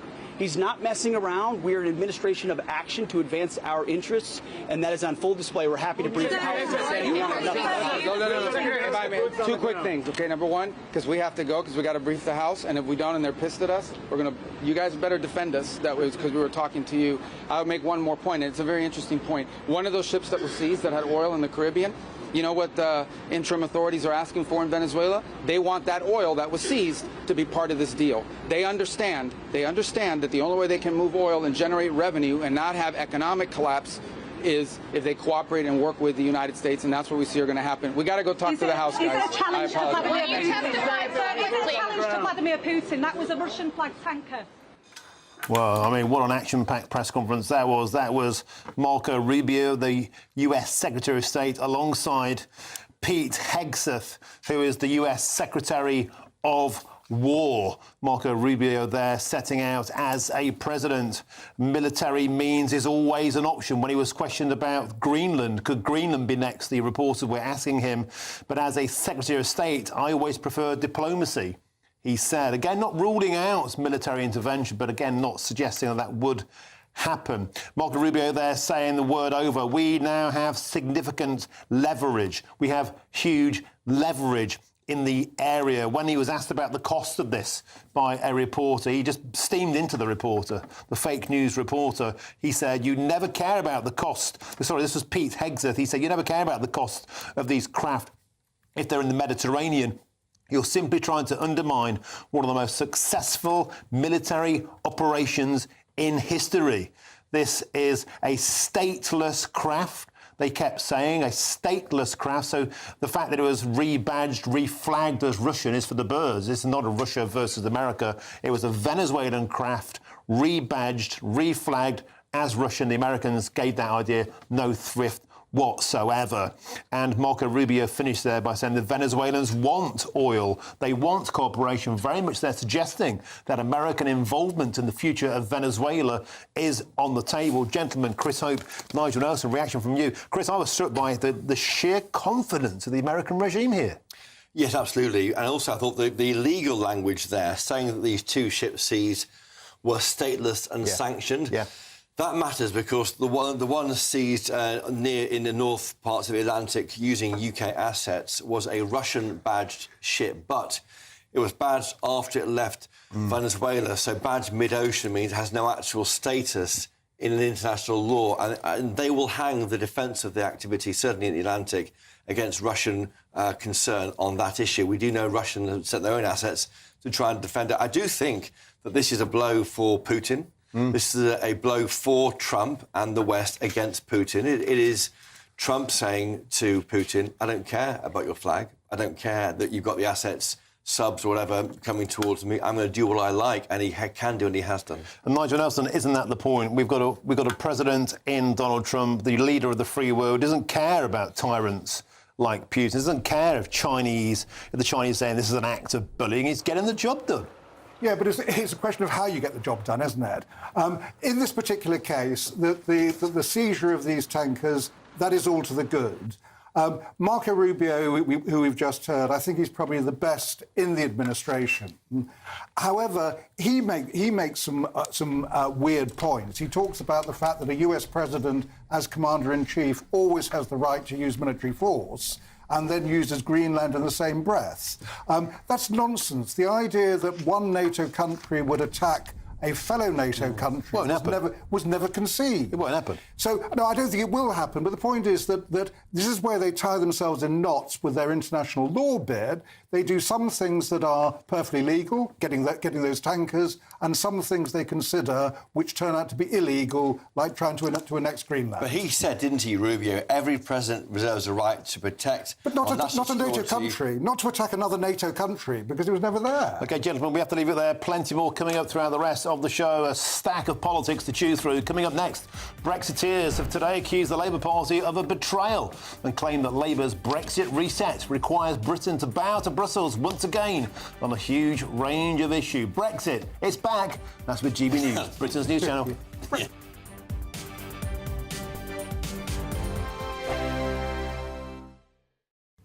Hello again and welcome to the latest update from the Met Office for GB News. It's staying cold for most of us and it's, despite the cold, a fine afternoon. But there is further rain and snow to come in places. First of all, further snow showers continuing across the northeast of Scotland. Secondly, this system bringing in a band of cloud and rain to Northern Ireland, parts of West Wales, the southwest by the end of the day. That will fizzle out as it pushes east, although it will bring some snow to inland parts of western Scotland. Once that moves across the UK, it's a largely cloudy end to the night, so not quite as frosty, but still some icy patches, particularly towards the east of the UK, at a cold start wherever you are. Now, the grey skies and the patchy rain first thing will make it feel cold, and we'll see further snow showers coming into Orkney, parts of northeastern Aberdeenshire. A mix of rain, sleet and hill snow in the west of Scotland, in between plenty of dry weather, albeit with a lot of cloud. Northern Ireland a touch brighter, but still largely cloudy. A few showers, rain and sleet coming into the northwest of England, but our attention increasingly focused on this system further southwest. Now, this is a low-pressure system that's deepening rapidly as it approaches the UK, and Météo France named it Storm Goretti because of the risk of widespread disruption from wind across northern France. For the UK, there will be disruptive winds as the wind and rain pick up by the end of the afternoon in the southwest, but it's going to mark a significant contrast between mild air in the southwest colder air elsewhere. So whilst it will be wet and windy initially for southwestern parts into Wales, what we'll see is some disruptive winds for Cornwall in particular, 80 to 90 mile per hour wind gusts, and some heavy rain before central parts of the country, Wales and the Midlands especially, see the potential for very disruptive snow later Thursday into Friday. Thank you, Britain, for helping us reach 10 million followers across social media. We are truly honoured to have your trust, one follower at a time.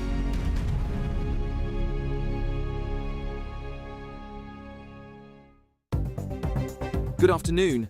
This is the latest AI travel news from GBNews.com. On the M8 eastbound, the off-slip at junction 14 is closed following a road traffic incident. In Wakefield, the A1 southbound is slow between the M62 and the A639 after a road traffic collision with lane closures. Normal conditions are expected by 5:35 this evening. In Staffordshire, the M6 southbound entry slip at junction 14 is shut after an overturned vehicle, with all lanes closed. Recovery should be complete by 9:07 tonight. And on the trains, Elna says do not travel between Edinburgh and Aberdeen, while Avanti West Coast reports delays at London Euston. For more travel news, go to gbnews.com.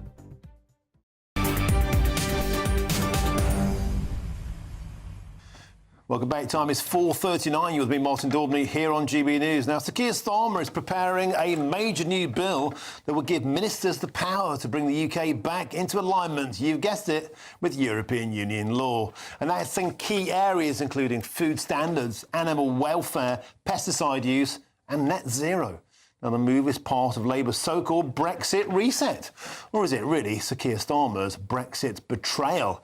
It's aimed at making it easier for British businesses to trade with the single market. But how far is this government willing to go in rewinding our powers back to Brussels? Well, I'm joined in the studio by the deputy editor of Spiked Online, Fraser Myers, and also, of course, Nigel Nelson is still with me. Fraser, welcome to Westminster. A pleasure to have your company. Here we go again. We're doing the time warp. We're back to 2016.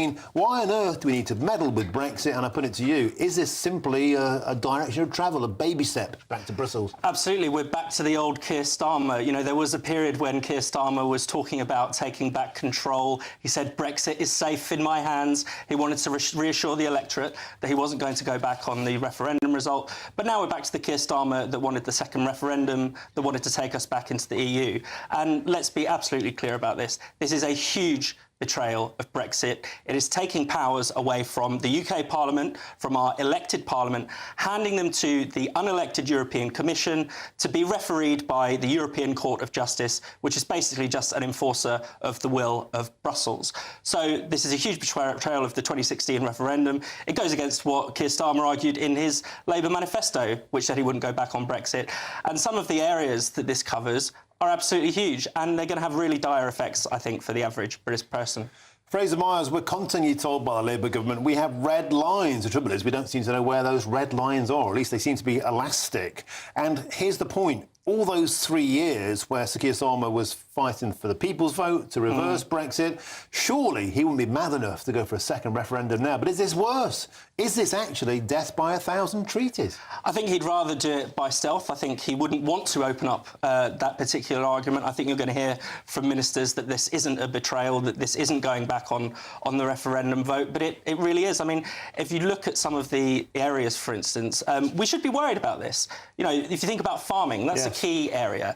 There were huge farmers' protests all across Europe on things like pesticide use, on things like net zero for agriculture. Is that something that we really want to bring over to here? He also wants to deepen us into the energy market and bring us into the carbon trading system of the European Union. Now, their carbon price is actually higher than ours. So that means when we join this, our electricity prices, the cost of heating your home, is going to go up. It's going to go even higher next year because the EU is revamping its carbon trading scheme to make it even tighter, to make it even more expensive to pollute. So there was a German think tank that said if you think about it, a single person living in an apartment in Germany with a petrol car and gas heating, their bills their cost of living is going to go up by 600 euros. So it's going to be a similar picture here.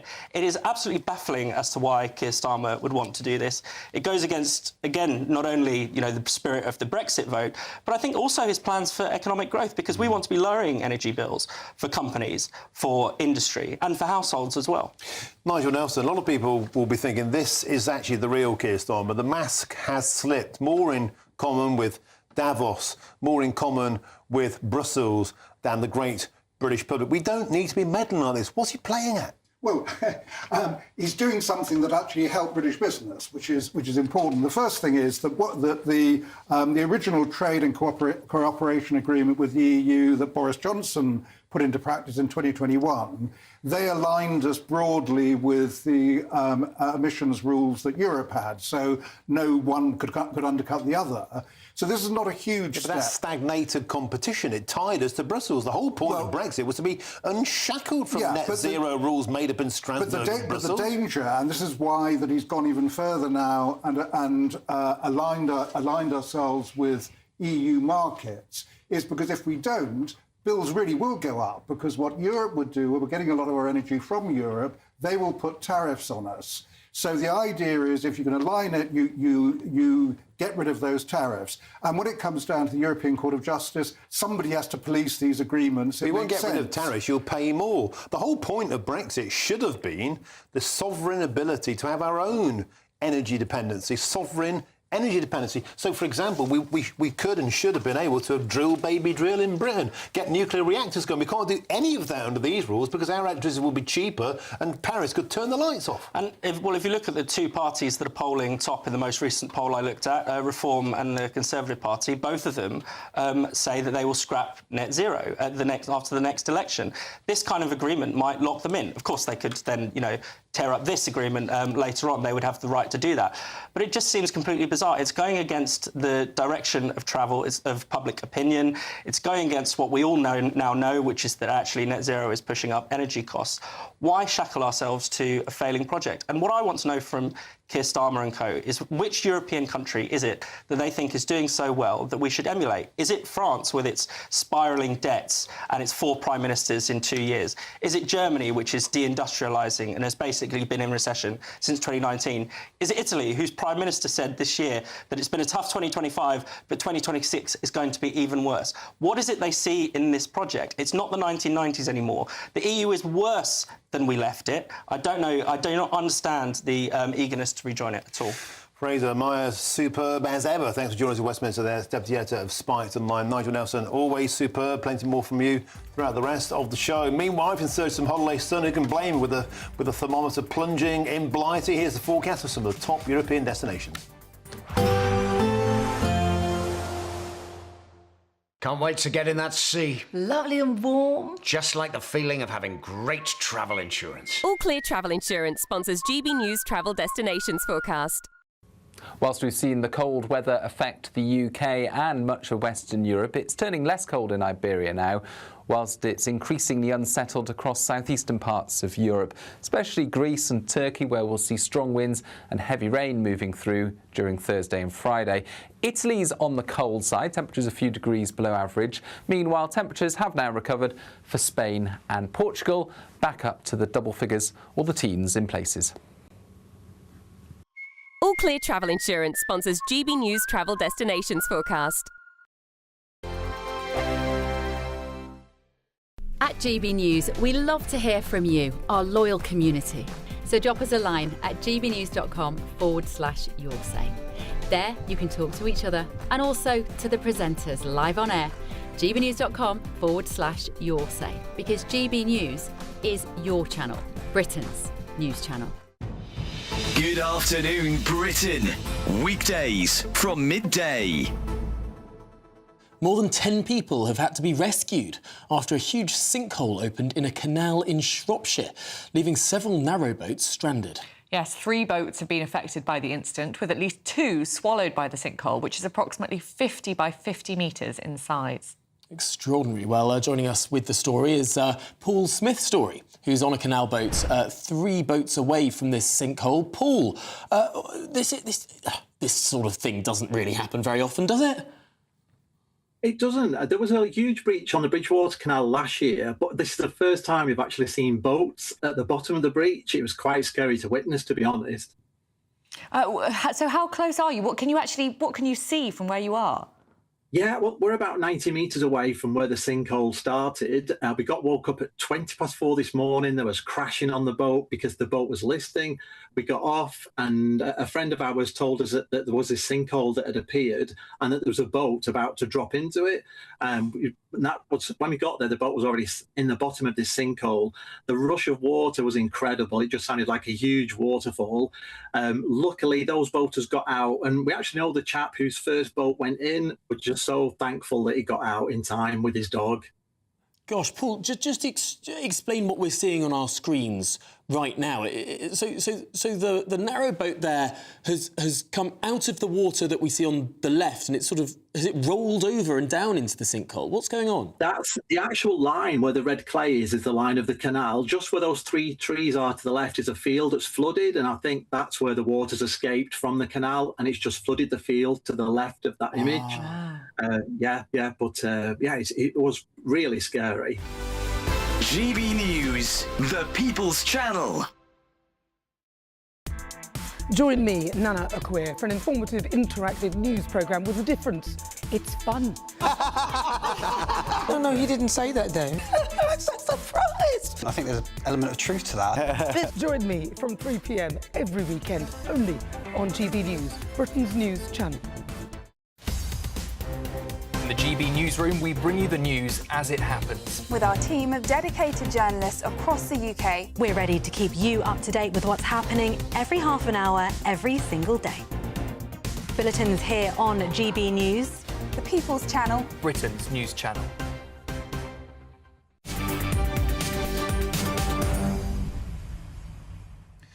Welcome back. It's approaching 10 to 5 with me, Martin Daubney, on GB News. Now, free bus passes and travel discounts could be stripped from 1.2 million over 60s in London under a major review from multiple local authorities. This is a plan from Sadiq Khan. London councils have announced a comprehensive review of the so-called Freedom Pass scheme as mounting costs place significant pressure on borough budgets across the capital. Well, joining me now is the London-based GB News viewer, Fergus McKellen. Fergus, a very, very belated Happy New Year to you. It's always a pleasure to have your company. Here we go. Sadiq Khan's come in for your bus pass. What say you? He is.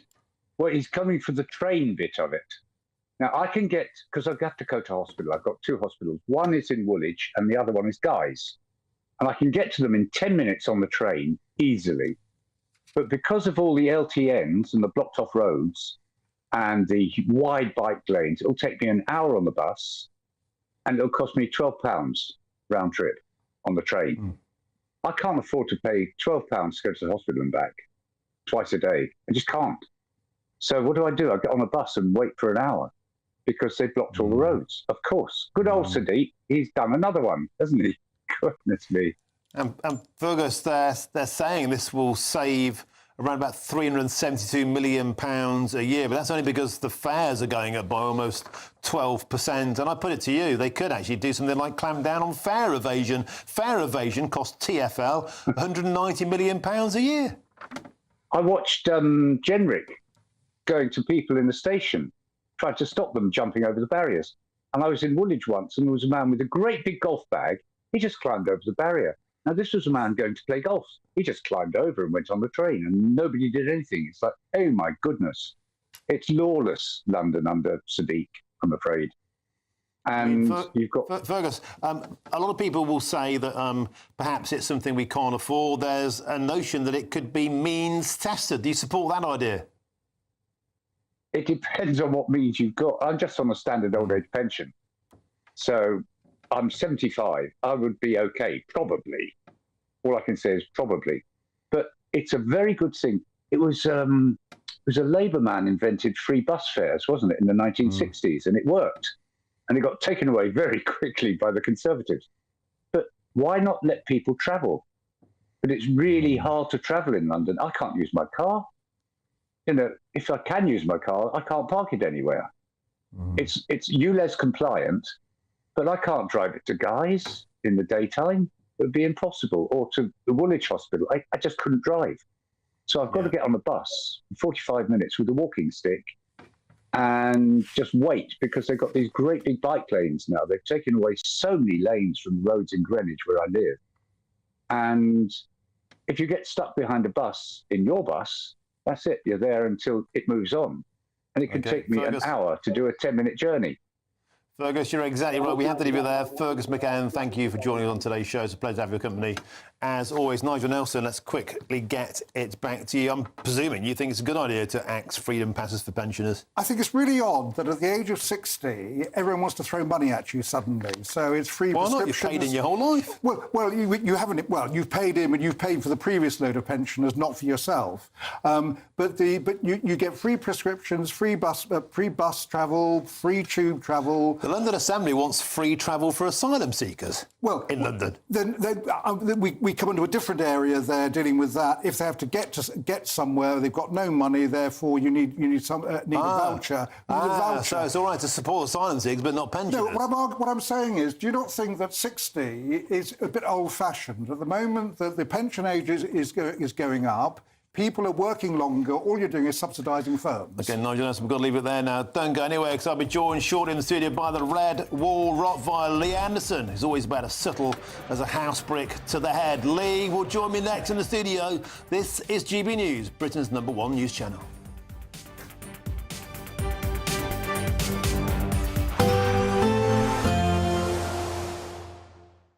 Expect warm spells with the odd rude interruption. Box Boilers sponsors the weather on GB News. Hello again and welcome to the latest update from the Met Office for GB News. It's staying cold for most of us, and it's, despite the cold, a fine afternoon. But there is further rain and snow to come in places. First of all, further snow showers continuing across the northeast of Scotland. Secondly, this system bringing in a band of cloud and rain to Northern Ireland, parts of West Wales, the southwest by the end of the day. That will fizzle out as it pushes east, although it will bring some snow to inland parts of western Scotland.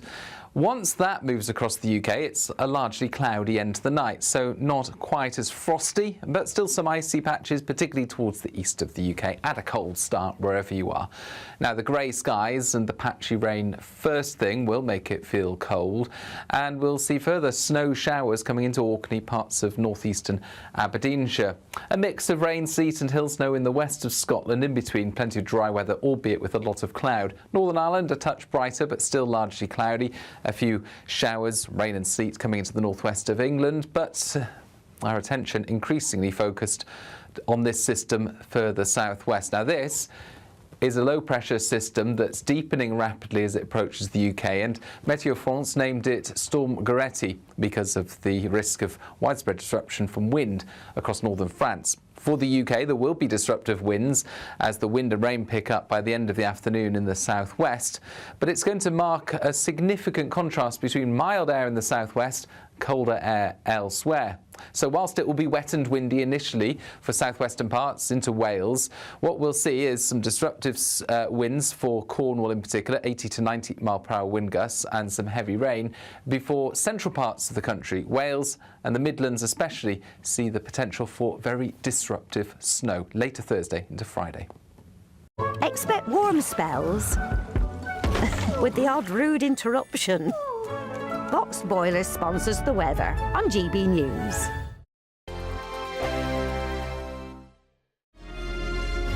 Thank you, Britain, for making GB News Radio such a huge success. Whether you're in the car, on the go, or listening at home, thank you for choosing us as your radio station. Good afternoon. This is the latest AI travel news from GBNews.com. On the M8 eastbound, the Junction 14 off-slip is closed after a road traffic incident. In Cheshire, the M6 southbound between Junction 19 and Junction 18 has a broken-down vehicle with one of 4 lanes closed. In Derbyshire, the A38 southbound between the M1 and the A61 at Alfreton has a crash, with one of 2 lanes shut and around 10 minutes of delays. In Buckinghamshire, the M25 clockwise between Junction 15 and Junction 16 has a collision, with 1 lane closed. And on the trains, Eleanor says do not travel between Edinburgh and Aberdeen, while Avanti West Coast reports delays at London Euston. For more travel news, go to gbnews.com. It's a brand new year and we're giving you the chance to win our biggest cash prize to date. £85,000 in tax-free cash could be yours. And we've come to the Aurora Collection Resort here in Lapland to celebrate. An incredible £85,000 in tax-free cash could be yours. For another chance to win £85,000 cash, text cash to 63225. One entry costs £2.50 plus one standard network rate message. Or text bonus to 63225. 5 entries cost £5 plus one standard network rate message. Go to gbnews.com/win. Entries start at £2.50. Call 0903 686 3232. Calls cost £2.50 plus your network access charge. Or post your name and number to GB18 PO Box 8690 Derby DE1 9TT. UK only. Entrance must be 18 or over. Lines close at 4 p.m. on the 30th of January. Please check the closing time if listening or watching on demand. Good luck. I'm Michelle Dewberry. This is Jubes & Co with you. Hello everyone, Patrick Christie is here. GB News, Britain's news channel. Access the stories that matter to you. Take the GB News family with you on any device. And as long as you have an internet connection, tune in to GB News, anywhere on the planet or beyond. GB News, the People's Channel, Britain's news channel. Mornings don't have to be tiresome, especially if you have the right company. Wake up to news as it happens, opinion and debate, and of course, a little bit of entertainment too. Because when the kettle's on, we're on. That's Breakfast on GB News, a show worth waking up for. Every morning from 6 a.m. Only on the People's Channel, Britain's news channel. We'll spread the news, you spread the word.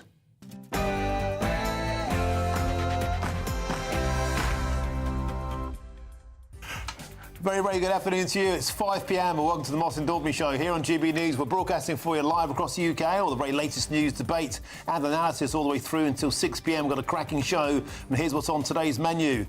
Top story today, the US, with the help now of the RAF, we understand, has seized an oil tanker linked to Venezuelan oil in the North Atlantic that it accused of breaking US sanctions and shipping Iranian oil. And it's also now been revealed a second Venezuelan-linked oil tanker in the Caribbean has been seized. Why have they done this, and what could the consequences be for world order? Trump has acted swiftly and decisively. We'll bring you all the latest on this breaking news story throughout the show. And Labour has plunged to its lowest ever approval rating, with 70% of the British public disapproving of Sir Keir Starmer's government. Sir Keir is now deep in the danger zone, which saw the terminations of Liz Truss, of Theresa May and of Rishi Sunak. Can the Prime Minister recover from this New Year's nightmare on Downing Street, or is Sir Keir Starmer a dead PM walking? The Labour Party has vowed to cut the drink-drive limit to 1 pint. A similar cut in Scotland did not reduce road accidents, and the cut would surely be another huge blow for struggling pub landlords. Could the move kill country pubs? I'll speak to a worried landlord on today's show. As Keir Starmer has vowed to put British troops on the ground in Ukraine in the event of a ceasefire, but with only 23% of Brits saying they'd fight for his government, and Britain unable to even defend our own borders from dinghies, is this really our top priority?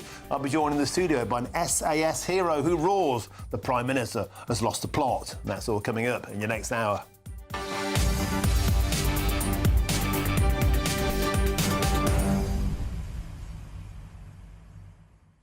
Well, to the show, I'll also be joined in the studio shortly by the Red Wall Rottweiler Lee Anderson. He just hoved interview outside, probably dragged himself out of the Westminster Arms. On a serious point, the poll out today for the Labour Party is a total and utter nightmare. 70% of the British public disapprove of the Labour government. There have only been 3 times in British political history in the recent era when governments were less popular.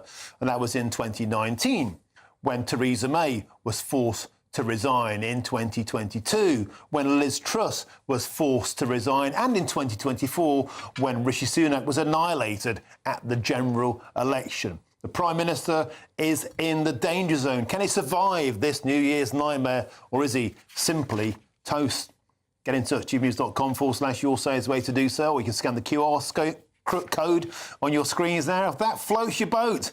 But now it's time for your news headlines, and here's Sam Francis.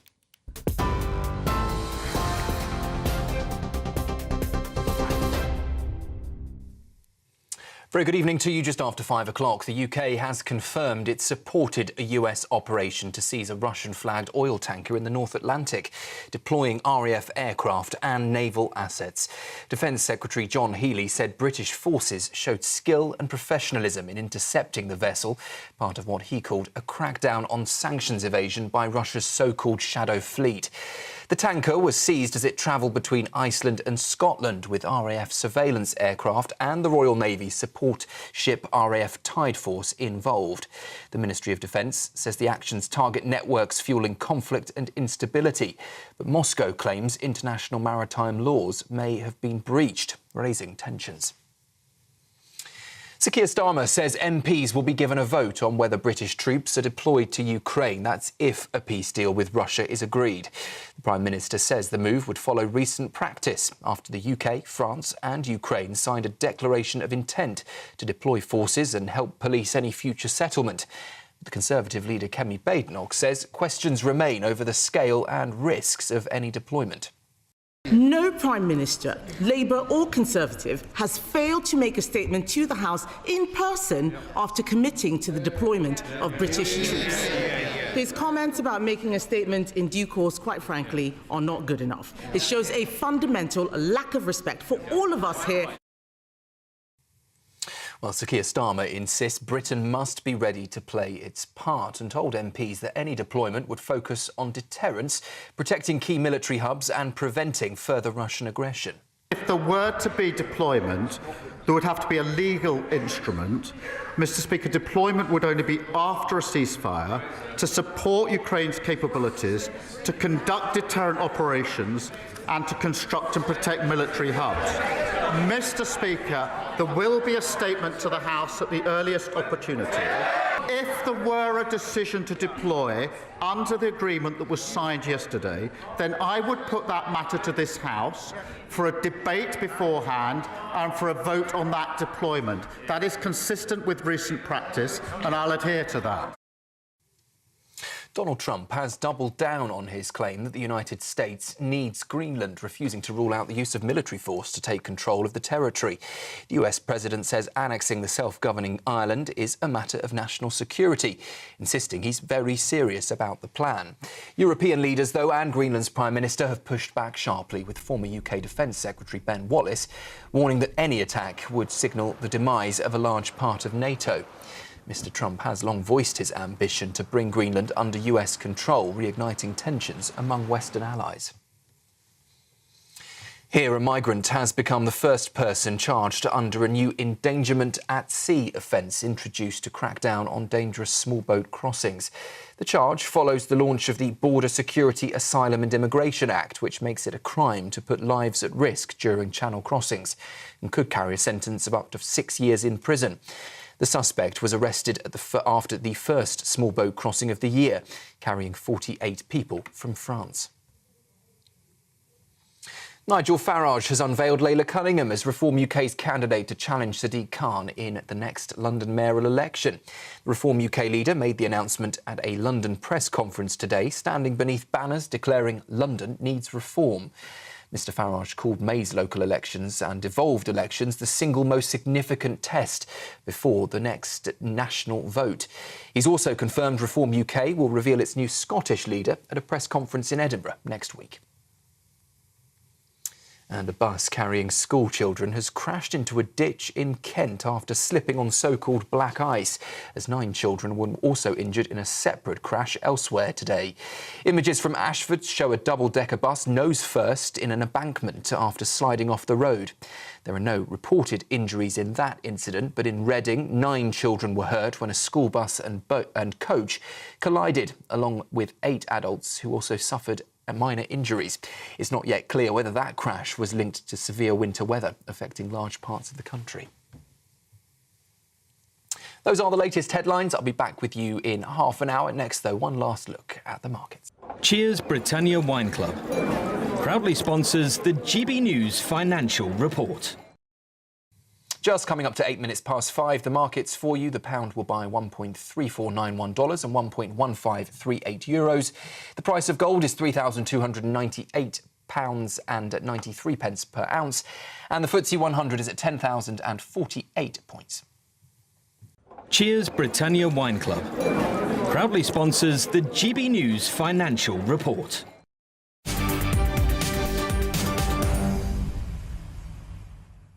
Thank you, Sam. Now, in number 10, Downing Street, things are really not looking very good at all for the Prime Minister, as today we learn he scored an approval rating of just 11%.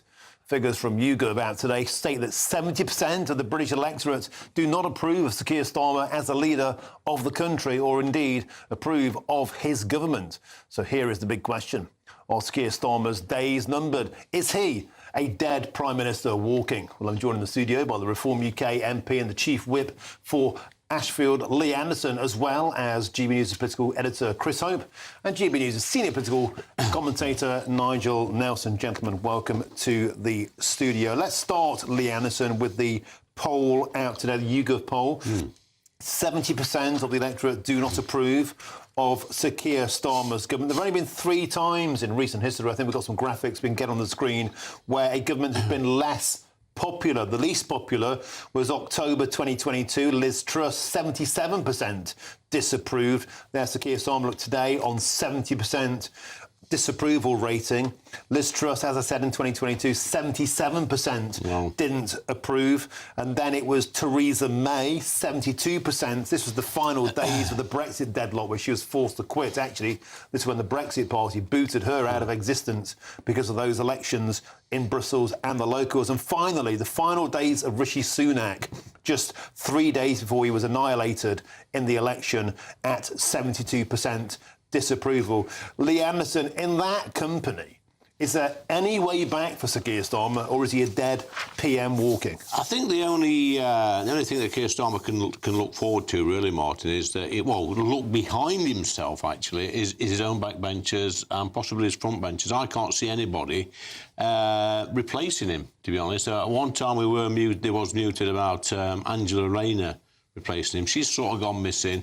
West Streeting is sort of slithering about in the background. He could be ready to launch the old dagger in the back. But now I'm surprised. He said he had a popularity rating of 11%. I'm surprised it's as high as that at the moment, Martin, because everywhere you go in this country, as a politician, people talk to me wherever I go, and this man is despised. I think he's the most despised Prime Minister in history. I think he's cowardly.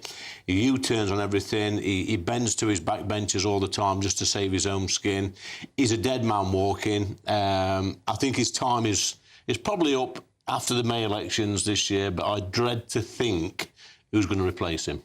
But isn't the point that Nigel Farage and yourself would no doubt like Sir Keir Starmer to stick around? Because at the moment, I mean, oh, yeah. Isn't he helping? Yeah, well, he is. He's the best campaign manager we could possibly hope for. Is Sir Keir. Look, he's awful. He's not a leader. I mean, Kemi has said it before, to be fair to her. He's not a leader. He's a lawyer. And he's going to be propped up by, we have some out-of-touch lefties knocking around the GB News studios, the corridors. We've got the coalition of the lefties in the corner. I think Nigel Nelson will probably stick up for it. I know Chopper's got to. It's part of his job. But come on, guys, seriously, this man is a joke, not just nationally, but on the international stage as well. He's got a problem communicating. I was with him on Monday. He's not connecting properly. He's got to find a way of connecting with people on the level. This cost of living crisis has got to ease this year. The problem, I think, is they should have been more honest about the need to biff up probably income tax by 1 or 2% because of the money spent on COVID, rather than scratch around for areas and annoy people and then U-turn them on with the family farm tax or the pensioners and their winter fuel allowance. I think he's got into a mess here and he can't really cut through, and he's trying hard to. He isn't liked on social media, and I find that difficult because he's when you're with him, he's not a bad bloke, but he just doesn't seem to cut through. But Chopper's not even Marmite, is he? No. Everybody dislikes him. I know. Well, everybody. But Chopper's right about the big mistake before the election was to promise not to put up the three big taxes, national insurance, income tax and VAT. And that means what's happened is that small groups get hit, and understandably they think it's unfair on them when they see other people getting off scot-free. Well, we've heard today, Lee Anderson, that Morgan McSweeney says that the answer is 3 E's. We can get back with 3 E's, and that is the fight of his life requires empathy, emotion and evidence. If Sir Keir Starmer can come up with those things, then all will be safe. 3 E's? I think Morgan McSweeney's been taking some E's, mate, with that sort of comment. I mean, it's absolutely ludicrous. Nobody believes Morgan McSweeney, and they don't believe Keir Starmer. It's absolute nonsense. That report was denied by Number 10, Martin. It was on the front page of today's Independent. And it's denied by Number 10, just so we know. Some of our reporting here, they say that wasn't what was said by Morgan McSweeney, but Morgan McSweeney is this chief of staff trying to take the fight to reform UK. I mean, there are more MPs called Josh than there are in your party in the House of Commons. You're big in the polls. You're being puffed up by the hot air of politicians and by support. But will you deliver? When can you deliver? Can you cut through your thinking? I remember you saying 18 months... No, just after the election last year, saying this was a sugar rush, a political sugar rush in British politics. There's no sugar rush there, mate. We're here to stay. And the polls are saying that. Probably 180 polls now. We've been at the top, consecutive polls. Membership, 270,000. Excellent candidate announced today for the London mayoral election, Layla Cunningham. She's going to give Mayor Khan... Well, I think she'll boot him out of London. So it's all good at the moment, but we're not complacent. We're working hard. We're getting the money in. We are campaigning. And the campaign for the local elections starts today. I want to ask you, Lee Anderson, about this so-called coalition of the willing. Today's announcement, there's a possibility of British boots on the ground in Ukraine. I'll be joined by an SAS hero in the studio in a short while's time. Do you think it's the right thing to do to send British troops to Ukraine? Listen, Martin, there is no such thing as a coalition of the willing. It's a coalition of the unwilling. It's two out-of-touch leaders, Macron and Starmer, puffing their chest out, saying they're going to defend the borders of Ukraine. They can't even defend the border of their own countries. Are you saying you wouldn't vote for troops to go into Ukraine? When you'll get a vote on this, you're an MP, would you vote against it? I would hope it's a free vote for the whole of Parliament. Will you vote against it? I will vote. In the current state of the world, if it's just France... and it's just the UK going into the Ukraine, of course I would. I mean, this so-called coalition of the willing, it's not very willing. If every country in Europe were prepared to put their armed forces in, have a proper rota, have proper investment in our armed forces as well, then maybe we could look at it. Is that reform policy, then? The 5 MPs will vote against... At the moment it is, yeah. So does that mean that if this would end the war in Ukraine, you would vote against it? It doesn't end the war in Ukraine. I appreciate we're a long way away. Putin's got to agree to this in the first place. Yeah. And he's already said that he won't. But anyway, in the event that we can put boots on the ground, Britain, France, other countries joining in, maintain a ceasefire, American guarantees, would you vote against I think it's got to be, all the countries in Europe put troops in there, plus the US as well. They've got to back us up as well. Otherwise, Nigel, I can't see me voting for something that puts young British men and young British women in harm's way. And just remember, if it does kick off a little bit there and somebody is armed, a Russian soldier killed or something like that, that could escalate. And I'm not prepared to put my name to that. And what brings you round is more commitments on security from America and more allies in Europe fighting with UK and French troops. Well, that could happen. That could happen. That's a possibility, Choppy. Europe, it's got to be a proper, a coalition of the willing. We've got to ask this. At the moment, it's just two countries. You could be in charge in 2029. It's just Your two government countries. Could be in charge. I wouldn't vote for anything that sent just two countries into Ukraine to defend their borders against Russia. Is nonsense. OK, gentlemen, we have to leave it there. Lee Anderson, thank you very much. Chris Hope, Nigel Elson, superb as ever. Let's move on to our next story on the rota today, and it's this. Senior officers from West Midlands Police have rejected claims that they were searching for a reason to ban Maccabi Tel Aviv fans from a match against Aston Villa. Circumstances, you've got a very hot community reception. You've got Maccabi Tel Aviv and the Dutch police saying we feel they actively targeted community members. Those two things together posed a sufficient risk. Now, this comes as the opposition leader, Cammy Badenoch, called for the West Midlands police chief to resign over the matter. Well, let's now speak with the journalist Nicole Lampert. Nicole, welcome to the show. Incredible scenes here. It seems that there's a denial of reality. The Maccabi Tel Aviv fans, we now learn, stayed away because the West Midlands police couldn't guarantee their safety, because we learned that some of the Muslim community might turn up with arms. Well, I mean, we learn it, but I think most of us could have guessed this from the start, couldn't we? And when they started blaming the Maccabi Tel Aviv fans, it seemed to me from the very start that there was some untruth there. And now, kind of week by week, we're finding out new information. And it feels very much like the police actually fixed up the information. That they started with the premise of there's going to be violence against the fans if they come. So therefore, we have to create a reason for them not to come. So they started off by defending the threat of violence from Islamists in the Birmingham area. We go back to the White House. Oh, can you not hear me? Yeah. Sorry, crack on. Yeah, sorry. So they started off starting with that, and then. There's actually a report saying that there's no intelligence to suggest that we should do this. They then kind of make up some discussion that they had with the Amsterdam police, which the Amsterdam police says has no bearing on the actual conversation that they had.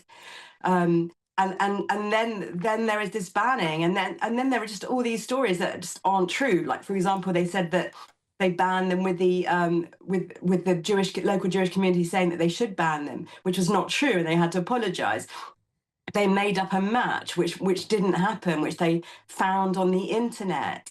So they created this fake dossier to basically excuse the threat of Islamist violence, which is a problem for our country. Like, are our police protecting Islamist violence now? Is that the state we're in? OK, thank you very much, Nicole Lampert, for joining us. It's a pleasure to have your company. Let's get some reaction from the studio here. Lee Anderson, you're still with us. I know you have quite a lot to say on the West Midlands Police Chief Constable Craig Guilford. He used to be the Chief of Police in Nottinghamshire, right? Yeah, he was, and I had quite a good relationship with Craig. I thought he was a decent Chief Constable. But since his move to the West Midlands, since he had this huge promotion, he's acting completely out of the character I knew. We've seen him before address the Muslim community. He seems to be, putting a certain demographic, if I'm trying to be kind here, a certain section of the community above anybody else. Speak your mind. I'll speak my mind. What he's done is basically let the Jewish community down and then blame them for the threats of violence that was coming in from some nutjob Islamists in Birmingham. I think he's been very, very cowardly. He's not been brave, and I think he should go. He should do the decent thing and resign and apologise. And that feeling is held in the Tories too. It's hard to see how he stays on. OK, thank you very much, Anderson. Gentlemen, we have to now cross back to the White House. The Press Secretary Caroline Leavitt is speaking about the situation in Venezuela and Greenland. Only legitimate commerce, to answer your question much earlier, Rachel, determined by the United States is going to be permitted. And that's the policy of this administration, and he's not afraid to implement it. One more stand back. Just one more stand back. I just want to ask the last one. I remember asking the president at the very beginning of his term if he was committed to Article 5 and NATO, and he said yes. Has his stance on NATO or his commitment to NATO changed? Did you see his statement earlier today? He said we will always be there for NATO, even if they are not there for us. And I think that answers your question directly. Yes. Just to follow up on what Jeff was saying there, will the president commit that if any NATO members are attacked, the United States will come to it? Again, the president addressed this directly himself this morning after seeing the coverage from all of you in this room on television, and he made it very clear we're always going to be there for NATO, even if they have not done right by the United States of America. And they have not. They have finally increased their defense spending at the request of this president, but it was only because of this president that they did that. We'll take a couple more. Michael, go ahead. Thank you, Caroline. Happy New Year and congratulations. Thank you. Two questions, You too. one on healthcare, one on Mexico. On healthcare, the president says he wants Republicans to be flexible on the Hyde Amendment in order to pass healthcare legislation. What is the White House's message to pro-life voters who say federal funding for abortion goes against their values? Well, the president did not change the administration's policy. It was President Trump who signed an executive order protecting the Hyde Amendment. That's That's Caroline Leavitt there, taking questions from the media in the White House. The situation in Venezuela. Interesting there, she said that the United States will always be committed to NATO. No doubt Mark Rutte will be given a huge sigh of relief there, particularly of the situation in Greenland. What on earth is a NATO chief meant to do if Donald Trump is talking about potential military action in Greenland, a NATO country? He'll be breathing slightly easier there that Caroline Leavitt is saying the United States will always be committed to NATO. Now, don't go anywhere, because coming up next, Keir Starmer has vowed to put British troops on the ground in Ukraine in the event of a ceasefire. I'll be joined in the studio by an SAS veteran hero who roars, the Prime Minister has lost the plot. That's next on GB News, and we're Britain's #1 news channel. Britain was once the envy of the world. But look around. A nation that no longer knows what it is or where it's going. A country that's broken. How do we fix Britain? How do we bring it back? Friday night with Matt Goodwin at 8 p.m, only on GB News.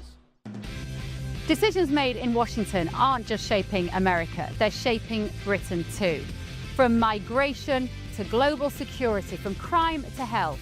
Whatever happens in the White House today will be felt in your town or city tomorrow. That's why The Late Show is live from Washington, D.C. Cutting through the politics to show you what it all means for Britain. The Late Show live every night at midnight. Only on GB News, Britain's news channel. No matter the state it's in, this is our nation. Join me, Jacob Rees-Mogg, for a genuine, honest discussion on where we have been, where we are going, and where we are with the people who set the direction. Tune in to State of the Nation every Monday to Thursday, 8 to 9 o'clock. Only on GB News. Exciting news. Every Friday, my Patrick Christie's Tonight Show is going to have a twist to it. We're welcoming some special guests. You. That's right, on Fridays I'm going to be doing my show in front of a live studio audience, because this show is about you and what you have to say. It's going to be the same big debates, same big topics, same big opinions, but every Friday night at 9 p.m. you are invited to come on down to Patrick Christie's Tonight to be a part of the action. Only on GB News, the People's Channel, Britain's news channel. At GB News, we love to hear from you, our loyal community. So drop us a line at gbnews.com/yoursay. There you can talk to each other and also to the presenters live on air. gbnews.com/yoursay, because GB News is your channel, Britain's news channel. Hi, I'm Michelle Dewberry, and my show is your opportunity to cut through all the noise and dive in headfirst to some robust debates. Ideas clash. Situation, no, isn't it? Because you're deliberately avoiding my point. Nothing's held back. And if you think this is the end of it, wait for more. And we do not shy away from the difficult stuff. Sometimes I want to shake people and say, if only you understood. So join me on Jubes and Co weeknights at 6 p.m, only on GB News, Britain's news channel. Mornings don't have to be tiresome, especially if you have the right company. Wake up to news as it happens, opinion and debate, and of course, a little bit of entertainment too. Because when the kettle's on, we're on. That's Breakfast on GB News, a show worth waking up for. Every morning from 6 a.m. Only on the People's Channel, Britain's news channel. We'll spread the news, you spread the word.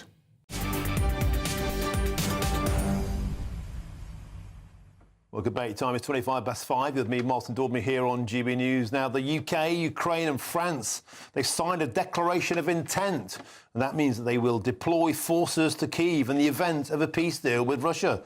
Now, the Prime Minister, Keir Starmer, went on to call out Putin for failing to commit to ending the war, saying, "We will keep the pressure up on Russia until they come to the table in good faith." But will this mean British boys and girls being sent to fight in the Ukraine? And is that the right thing to do? Well, we're waiting for an SAS hero, Matthew Hedier, to join us. But before that, we'll talk to GB News' senior political commentator, Nigel Nelson, in the studio. Nigel, it's worth repeating, Lee Anderson was in the studio a short moment ago. For those just tuning in, Lee Anderson was pressed by Chris Hope on the matter, would Reform UK vote against sending troops to Ukraine? And Lee Anderson said, yes, they would vote against it, because they believe it'll be placing British troops in harm's way, fighting a battle only alongside France out of the so-called coalition of the winners, only 2 of them, prepared to do it. Why should Britain be risking our boots on the ground when we have a Prime Minister who seems more committed to prosecuting former servicemen as opposed to protecting them? Well, I was surprised to hear that Reform would vote against the idea of sending British troops there. And I think, first of all, we're a long way off from that. We need to have a ceasefire in place.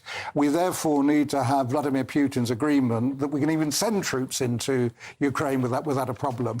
But if it goes ahead, it'll be Britain, France, possibly Germany. By the time we get around to it, other countries will join in. They're there as peacekeepers, not to actually kill other people. OK, well, let's now speak with the military veteran, the SAS hero, former member of the United Kingdom Special Forces, Matthew Hellier. Matthew Hellier, welcome to the show. It's a pleasure to have your company.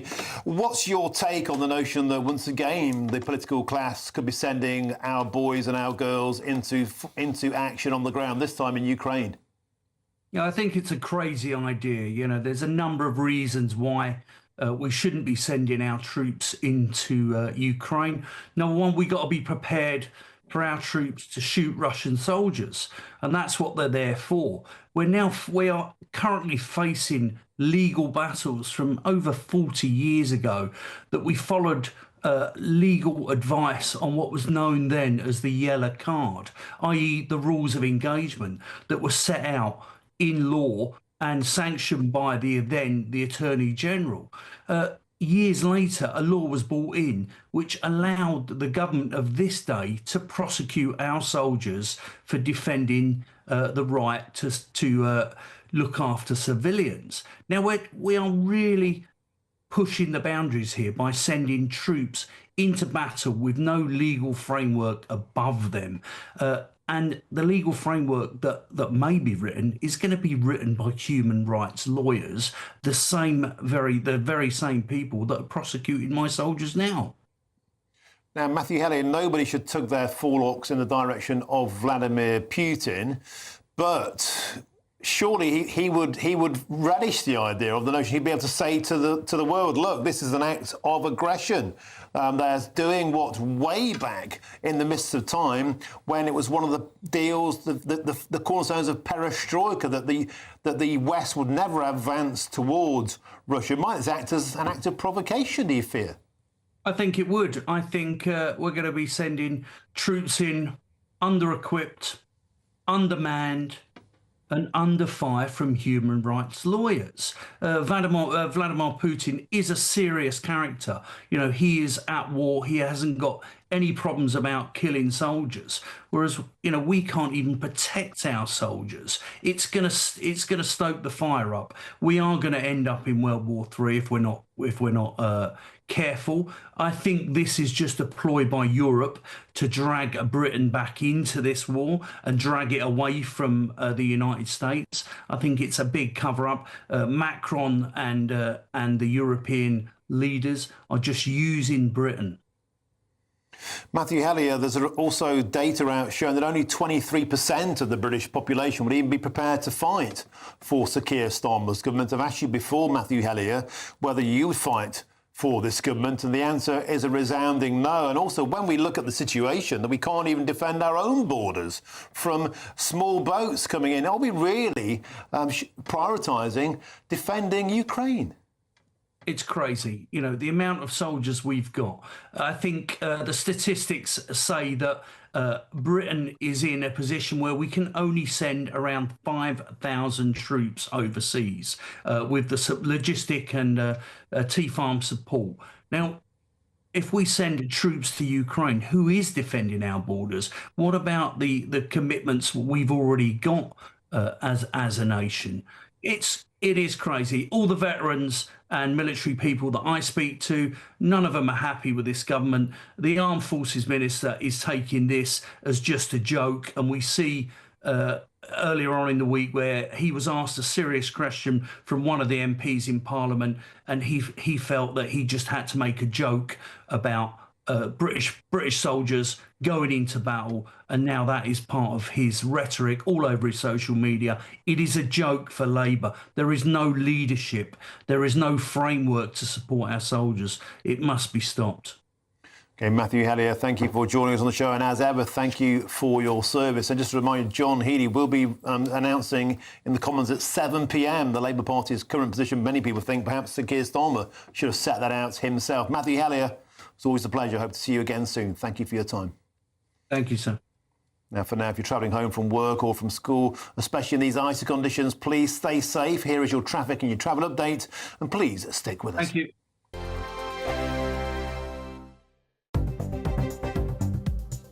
Good afternoon. This is the latest AI travel news from GBNews.com. On the M8 eastbound, the off-slip at junction 14 is closed after a road traffic incident. In North Tyneside, the A19 southbound entry slip from the A1056 has one lane shut due to a broken down vehicle. In Derbyshire, the A38 southbound between the M1 and the A61 at Alfreton has a lane closed after a crash, with around 10 minutes of delays. And on the trains, Elna says do not travel between Edinburgh and Aberdeen, while Avanti West Coast reports delays at London Euston. For more travel news, go to gbnews.com.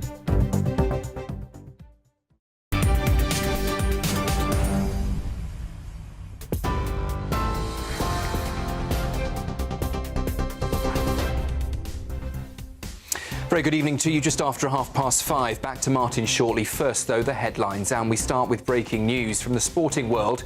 The former Tottenham and England footballer Martin Shivers has died at the age of 80. One of Spurs' greatest ever goal scorers, he played more than 400 games for the team, winning 24 caps for England. In a statement, his club said, "It is with immense sadness that we announce the passing of our legendary former striker." US forces have seized a second oil tanker in just hours, this time in the Caribbean, as part of a crackdown on so-called dark fleet shipping. It follows the seizure of a Russian-flagged tanker in the North Atlantic, with the help of UK RAF aircraft and bases to support the operation. Downing Street, though, says it won't comment. Sir Keir Starmer has said MPs will get to vote on deploying British troops to Ukraine if a peace deal with Russia is agreed. But Tory leader Kemi Badenoch says talks with NATO and President Donald Trump are needed, warning questions remain over risks and scale. That comes as Donald Trump has doubled down on claims the US needs Greenland, refusing to rule out military force. He calls annexation a national security issue, but European leaders have pushed back hard. Former Defence Secretary Ben Wallace says any attack would signal the demise of a large part of NATO. Two men who escaped from prison on New Year's Day are back in custody. Matthew Armstrong was arrested near Warwickshire train station and is now being questioned on alleged robbery. Daniel Washbourne was detained in Bristol overnight after being taken to hospital with pre-existing injuries. And Nigel Farage has unveiled Layla Cunningham as Reform UK's candidate to challenge Sadiq Khan for London Mayor. Mr Farage also called May's elections the most significant test before the next general election, confirming Reform UK will also name a new Scottish leader in Edinburgh next week. Those are the latest headlines. I'll be back with the 6 o'clock news. Take the GB News family with you on any device. As long as you have an internet connection, tune into GB News anywhere on the planet or beyond.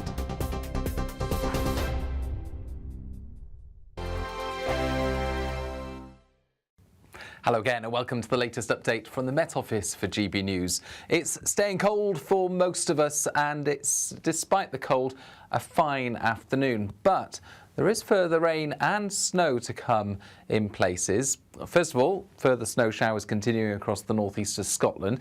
Secondly, this system bringing in a band of cloud and rain to Northern Ireland, parts of West Wales, the southwest by the end of the day. That will fizzle out as it pushes east, although it will bring some snow to inland parts of western Scotland. Once that moves across the UK, it's a largely cloudy end to the night, so not quite as frosty, but still some icy patches, particularly towards the east of the UK, at a cold start wherever you are. Now, the grey skies and the patchy rain first thing will make it feel cold, and we'll see further snow showers coming into Orkney, parts of northeastern Aberdeenshire. A mix of rain, sleet and hill snow in the west of Scotland, in between plenty of dry weather, albeit with a lot of cloud. Northern Ireland a touch brighter, but still largely cloudy. A few showers, rain and sleet coming into the northwest of England, but our attention increasingly focused on this system further southwest. Now this is a low-pressure system that's deepening rapidly as it approaches the UK, and Météo France named it Storm Goretti because of the risk of widespread disruption from wind across northern France. For the UK, there will be disruptive winds as the wind and rain pick up by the end of the afternoon in the southwest, but it's going to mark a significant contrast between mild air in the southwest, colder air elsewhere. So whilst it will be wet and windy initially for southwestern parts into Wales, what we'll see is some disruptive winds for Cornwall in particular, 80 to 90 mile/hour wind gusts, and some heavy rain before central parts of the country, Wales and the Midlands especially, see the potential for very disruptive snow later Thursday into Friday. 5 hosts, 5 opinions, 5 fearless debates, 5 unfiltered takes on the day's news. 5 reasons not to be anywhere else on Saturday night. This is the Saturday 5. You got me. You got me good there. Britain's biggest Saturday night TV show. It's not a bad brand. Yeah. Uncensored. Very, very racy tonight. On the unpredictable. What does she say? Can you translate it for us? And always entertaining. And how can a country go from being led by William Wallace Saturday nights from 6 p.m. only on GB News, the People's Channel. Britain's news channel. You're going to want to stay tuned, trust me. At GB News, we love to hear from you, our loyal community. So drop us a line at gbnews.com/yoursay. There you can talk to each other and also to the presenters live on air. gbnews.com/yoursay, because GB News is your channel, Britain's news channel.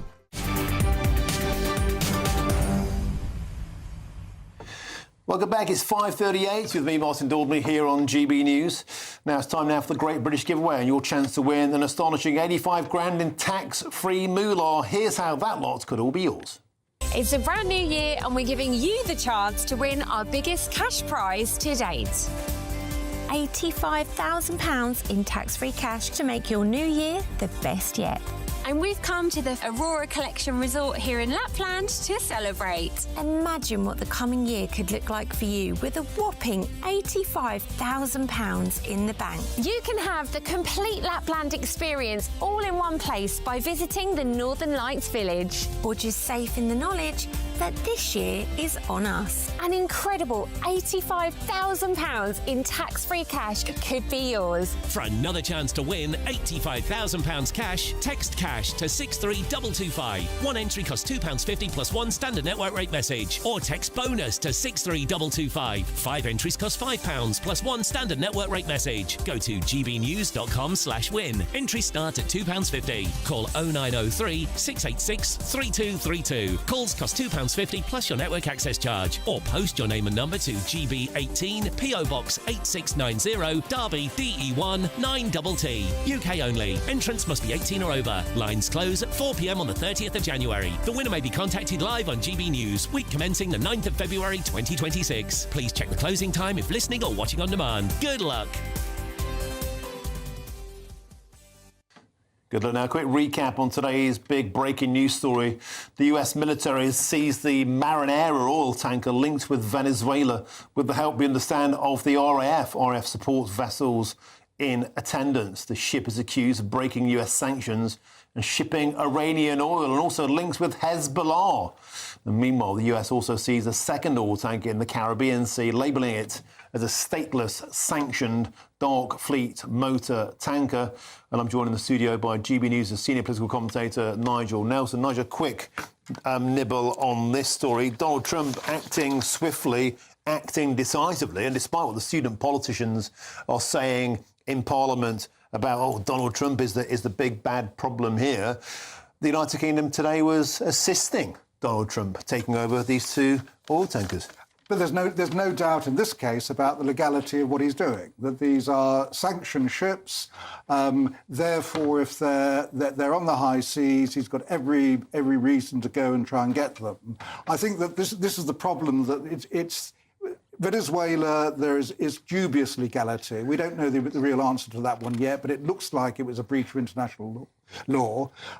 His threat against Greenland most certainly is. This is straightforward. So he came to us, we said we'd help, and so we should have done. Do you think the Greenland thing is ever going to happen? I don't. I think this is a new era of the sheer unpredictability of Donald Trump. We saw that in Donald Trump v1, where none of his foes had a clue what he was going to do next. Now none of his foes got a clue, but also none of the allies have got a clue. There's no way he's going to actually invade Greenland. Today, Caroline Leavitt, his press secretary in DC, said they are still supporting, they will be a part of NATO. They won't invade a NATO nation. Is it not just the art of the deal, brinksmanship? But if they're not going to do it, and there's never any chance of them doing it, why say it? I don't know why you want to upset everybody along the way. This is what... Well, because then they'll settle. This is my problem with Donald Trump. Diplomatic notion that still gives Donald Trump the upper But this is hand. my problem with Donald Trump, that he's an ally. America's our closest ally, but because he's an unpredictable one, he becomes an unreliable one. We just don't know what he's doing. He's not reliable. He's getting the job done. He's policing the seas. He's taking these tankers out of circulation. They've clearly been shipping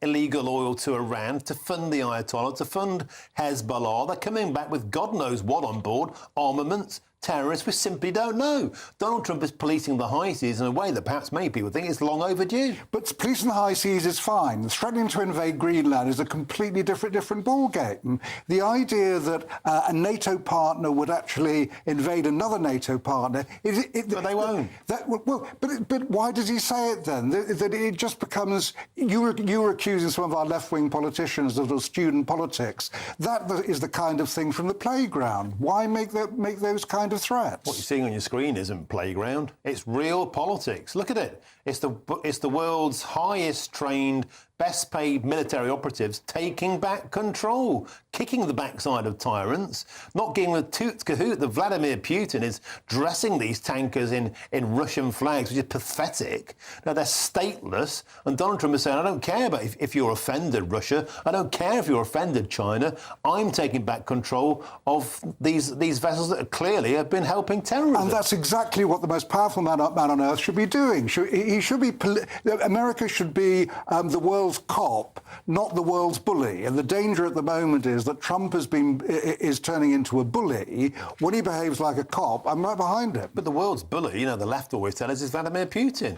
Here's Donald Trump, who's been accused of sucking up to Putin, seizing a vessel that Vladimir Putin's Russia is claiming is one of theirs. He doesn't care about Putin. But do any of us believe it is? I mean, here's a ship that changed its name just as it was crossing the Atlantic and then changed its flag. No one really seriously believes that's a Russian ship. Well, it isn't. It's stateless, and it's now American. It's been taken back by them.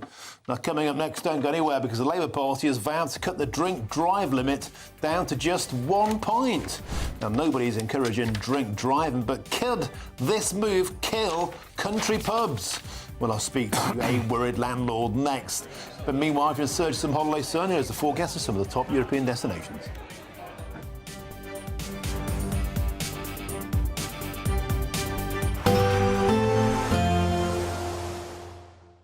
Dinner under the stars tonight? That reminds me of our travel insurance. You mean all clear skies? All Clear Travel Insurance sponsors GB News Travel Destinations Forecast. Whilst we've seen the cold weather affect the UK and much of Western Europe, it's turning less cold in Iberia now, whilst it's increasingly unsettled across southeastern parts of Europe, especially Greece and Turkey, where we'll see strong winds and heavy rain moving through during Thursday and Friday. Italy's on the cold side, temperatures a few degrees below average. Meanwhile, temperatures have now recovered for Spain and Portugal, back up to the double figures or the teens in places.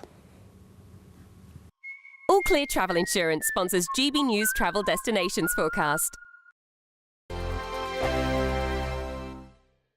Britain was once the envy of the world. But look around. A nation that no longer knows what it is or where it's going. A country that's broken. How do we fix Britain? How do we bring it back? Friday night with Matt Goodwin at 8 p.m. only on GB News. No matter the state it's in, this is our nation. Join me, Jacob Rees-Mogg, for a genuine, honest discussion on where we have been, where we are going, and where we are with the people who set the direction. Tune in to State of the Nation every Monday to Thursday, 8 to 9 o'clock. Only on GB News. This is GB News, Britain's news channel. Samantha, Jeffrey, thank you for your time tonight on The Late Show Live. Really appreciate it. This is a story that, amongst all the stories of wars and murders and crime and so on, at least it's given us a laugh, and at least the raccoon is okay. Just explain to us, if you can, Samantha, exactly what happened. Where was the raccoon found? Where is he now? Who found him and so on?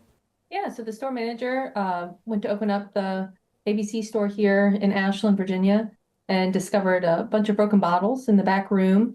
Upon further investigation, he was also located a raccoon that was passed out in one of the bathrooms. He had locked himself in the bathroom, and that's when the store manager called us to get him. So first things first, how on earth did he end up in the store? How did he get in there? So he fell through the ceiling. So he went through a ceiling tile and took out the wiring for the video camera as he was falling down. So we don't have a whole lot to go off of, just what the evidence that we encountered when we got to the scene of the crime. So he fell through the ceiling, and I guess he landed on, because there's pictures here we've got of bottles of, I think it's whiskey, just strewn all over the store. So he must have fallen through the ceiling onto the shelves, smashed all the bottles, and then I guess from there thought it was going to be a great idea to, what, lap up all the alcohol on the floor? I guess so. He just decided to have a party. And who found him? The store manager. And what was their reaction? Have you spoken to them? What were their first sort of comments to you when they? I guess they called you to report the raccoon passed out in the bathroom, right? Yeah, they were a little bit distraught. They didn't know how to get him out. They obviously did not want to pick him up themselves. So that's why they called us for assistance. GB News, the People's Channel. Britain deserves a newsroom that puts the facts and your voice first. Well, and that's what you get on GB News. Lively debates, lively conversation. And we're not afraid to hold power to account. And each other. So join me, Andrew Pearce. And me, Miriam Cates, for Britain's Newsroom, weekdays from 9:30 on GB News.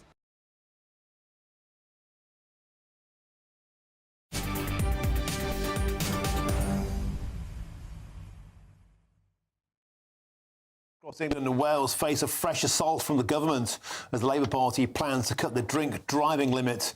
The new proposals could see the legal limit align with Scotland's, where even one drink could put a driver over the legal limit. Well, let's now speak with the landlady at the Blue Ball Inn, Emma Shepherd. Emma, welcome to the show. Pleasure to have your company. Pubs seem to be getting it left, right and centre, squeezed in every direction by the Labour government. Are you concerned that this latest change to the drink drive limit could even more pressurise British pubs? Of course we are concerned. It's another one of the many nails that they're knocking into our coffin.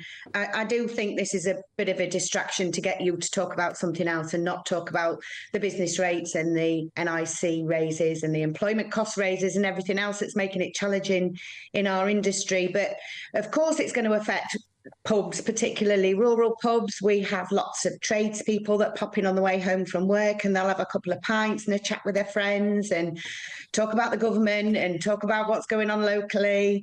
And that will probably stop that if it's going to be a pint or less than a pint. You know, they'll not do that because they're on their own driving, they're in their vans driving. We don't encourage drink driving. We do a lot to overcome that. We have a local bus service, albeit Monday to Saturday. We don't have one on a Sunday because we're that rural. We encourage people to walk. We're a lovely village location. We have lots of people that live locally that walk. We encourage people to have a nominated driver. We serve lots of zero products. We do everything we can. We're a very resilient sector, so we do all we can to make things work, and I'm sure we'll tackle this one with the same resilience that we tackle everything else that the government throws at us. Well, Emma Shepherd, you're making me lick my lips here at the prospect of going to a pub like yours. You're there in Worrell, just outside Sheffield, I understand. But look, as you say, nobody is encouraging drink driving, but when the limit was reduced in Scotland to this level, it had no real impact on accidents. And perhaps what they should be doing is trying to get people who are legally on roads off the roads, focus on them and allow people to enjoy a pint or two. Yeah, I don't know what Labour are doing currently. They seem to be trying to reduce the number of people that go out and socialise and congregate and chat about maybe what's going on with government. Maybe that's a huge issue at the minute. And that's obviously, it's where the revolution's going to start, in your local pub.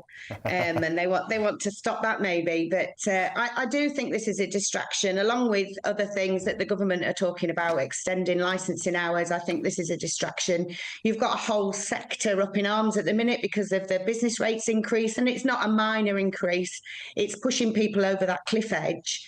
So I think they're trying to stop us from talking about the real issues at the minute. Well, they spectacularly failed, because here we are talking about them. Emma Shepherd, I drink to you. Thank you very much for joining us as the landlady at the Blue Ball Inn. Emma Shepherd, thank you very much. Nigel Nelson, I'll turn to you. This Labour Party is turning into be the biggest load of fun police ever. Well, I think that the message should be just don't drink anything. If you're going to drive, don't drink. Why? Because it's dangerous. And we've got some of the safest roads in the G7. Well, we've beaten. We also have a higher alcohol limit for driving than most European countries. But so it brings them down here. The limit in Scotland had no impact. Well, we promised an 11-fold decrease in accidents. Yeah, but didn't happen. What you don't know is the severity of those accidents. We've got to go now, because next is Jubes & Co. Let's raise a glass to the Queen of Primetime TV. Jubes, what's on your menu? Martin, leave off. You're almost making me want to head off and go to the pub, I can tell you. Lots coming up on the programme tonight. Of course, I want to get into the international goings-on. I also want to look at Maccabi Tel Aviv, the questions that the police have got to answer. Why did they bow down to these extreme Islamist groups? What is going on there? Also, a simple question. Do you think the Tories betrayed Britain? Making his debut on the show tonight, Michael Gove. Alongside him, the lady that's just been announced as Reform UK London Mayor candidate Layla Cunningham.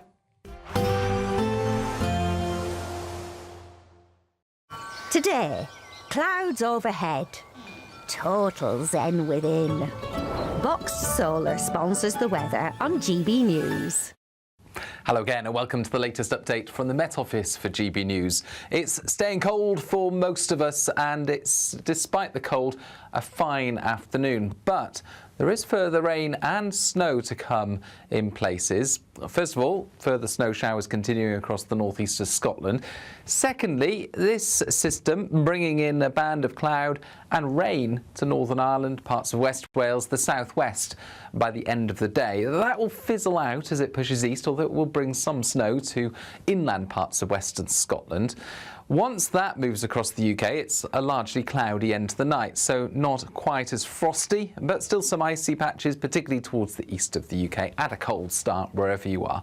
Now, the grey skies and the patchy rain first thing will make it feel cold, and we'll see further snow showers coming into Orkney, parts of northeastern Aberdeenshire. A mix of rain, sleet and hill snow in the west of Scotland, in between plenty of dry weather, albeit with a lot of cloud. Northern Ireland a touch brighter, but still largely cloudy. A few showers, rain and sleet coming into the northwest of England, but our attention increasingly focused on this system further southwest. Now, this is a low-pressure system that's deepening rapidly as it approaches the UK, and Météo France named it Storm Goretti because of the risk of widespread disruption from wind across northern France. For the UK, there will be disruptive winds as the wind and rain pick up by the end of the afternoon in the southwest, but it's going to mark a significant contrast between mild air in the southwest, colder air elsewhere. So whilst it will be wet and windy initially for southwestern parts into Wales, what we'll see is some disruptive winds for Cornwall in particular, 80 to 90 mile/hour wind gusts, and some heavy rain before central parts of the country, Wales and the Midlands especially, see the potential for very disruptive snow later Thursday into Friday. Today, clouds overhead, total zen within. Boxed Solar sponsors the weather on GB News.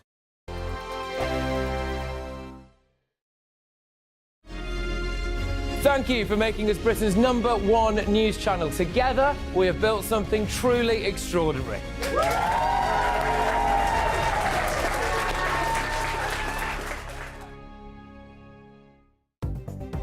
Good evening. This is the latest AI travel news from GBNews.com.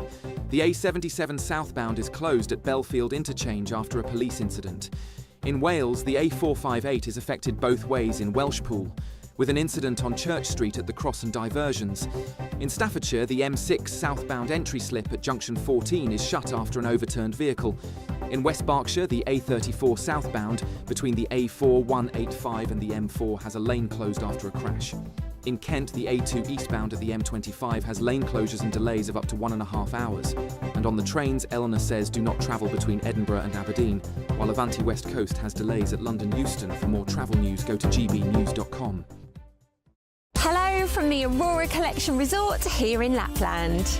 We're on an amazing Arctic adventure to celebrate our greatest cash giveaway, a simply stunning £85,000. And in 2026, we're giving you the chance to win it all.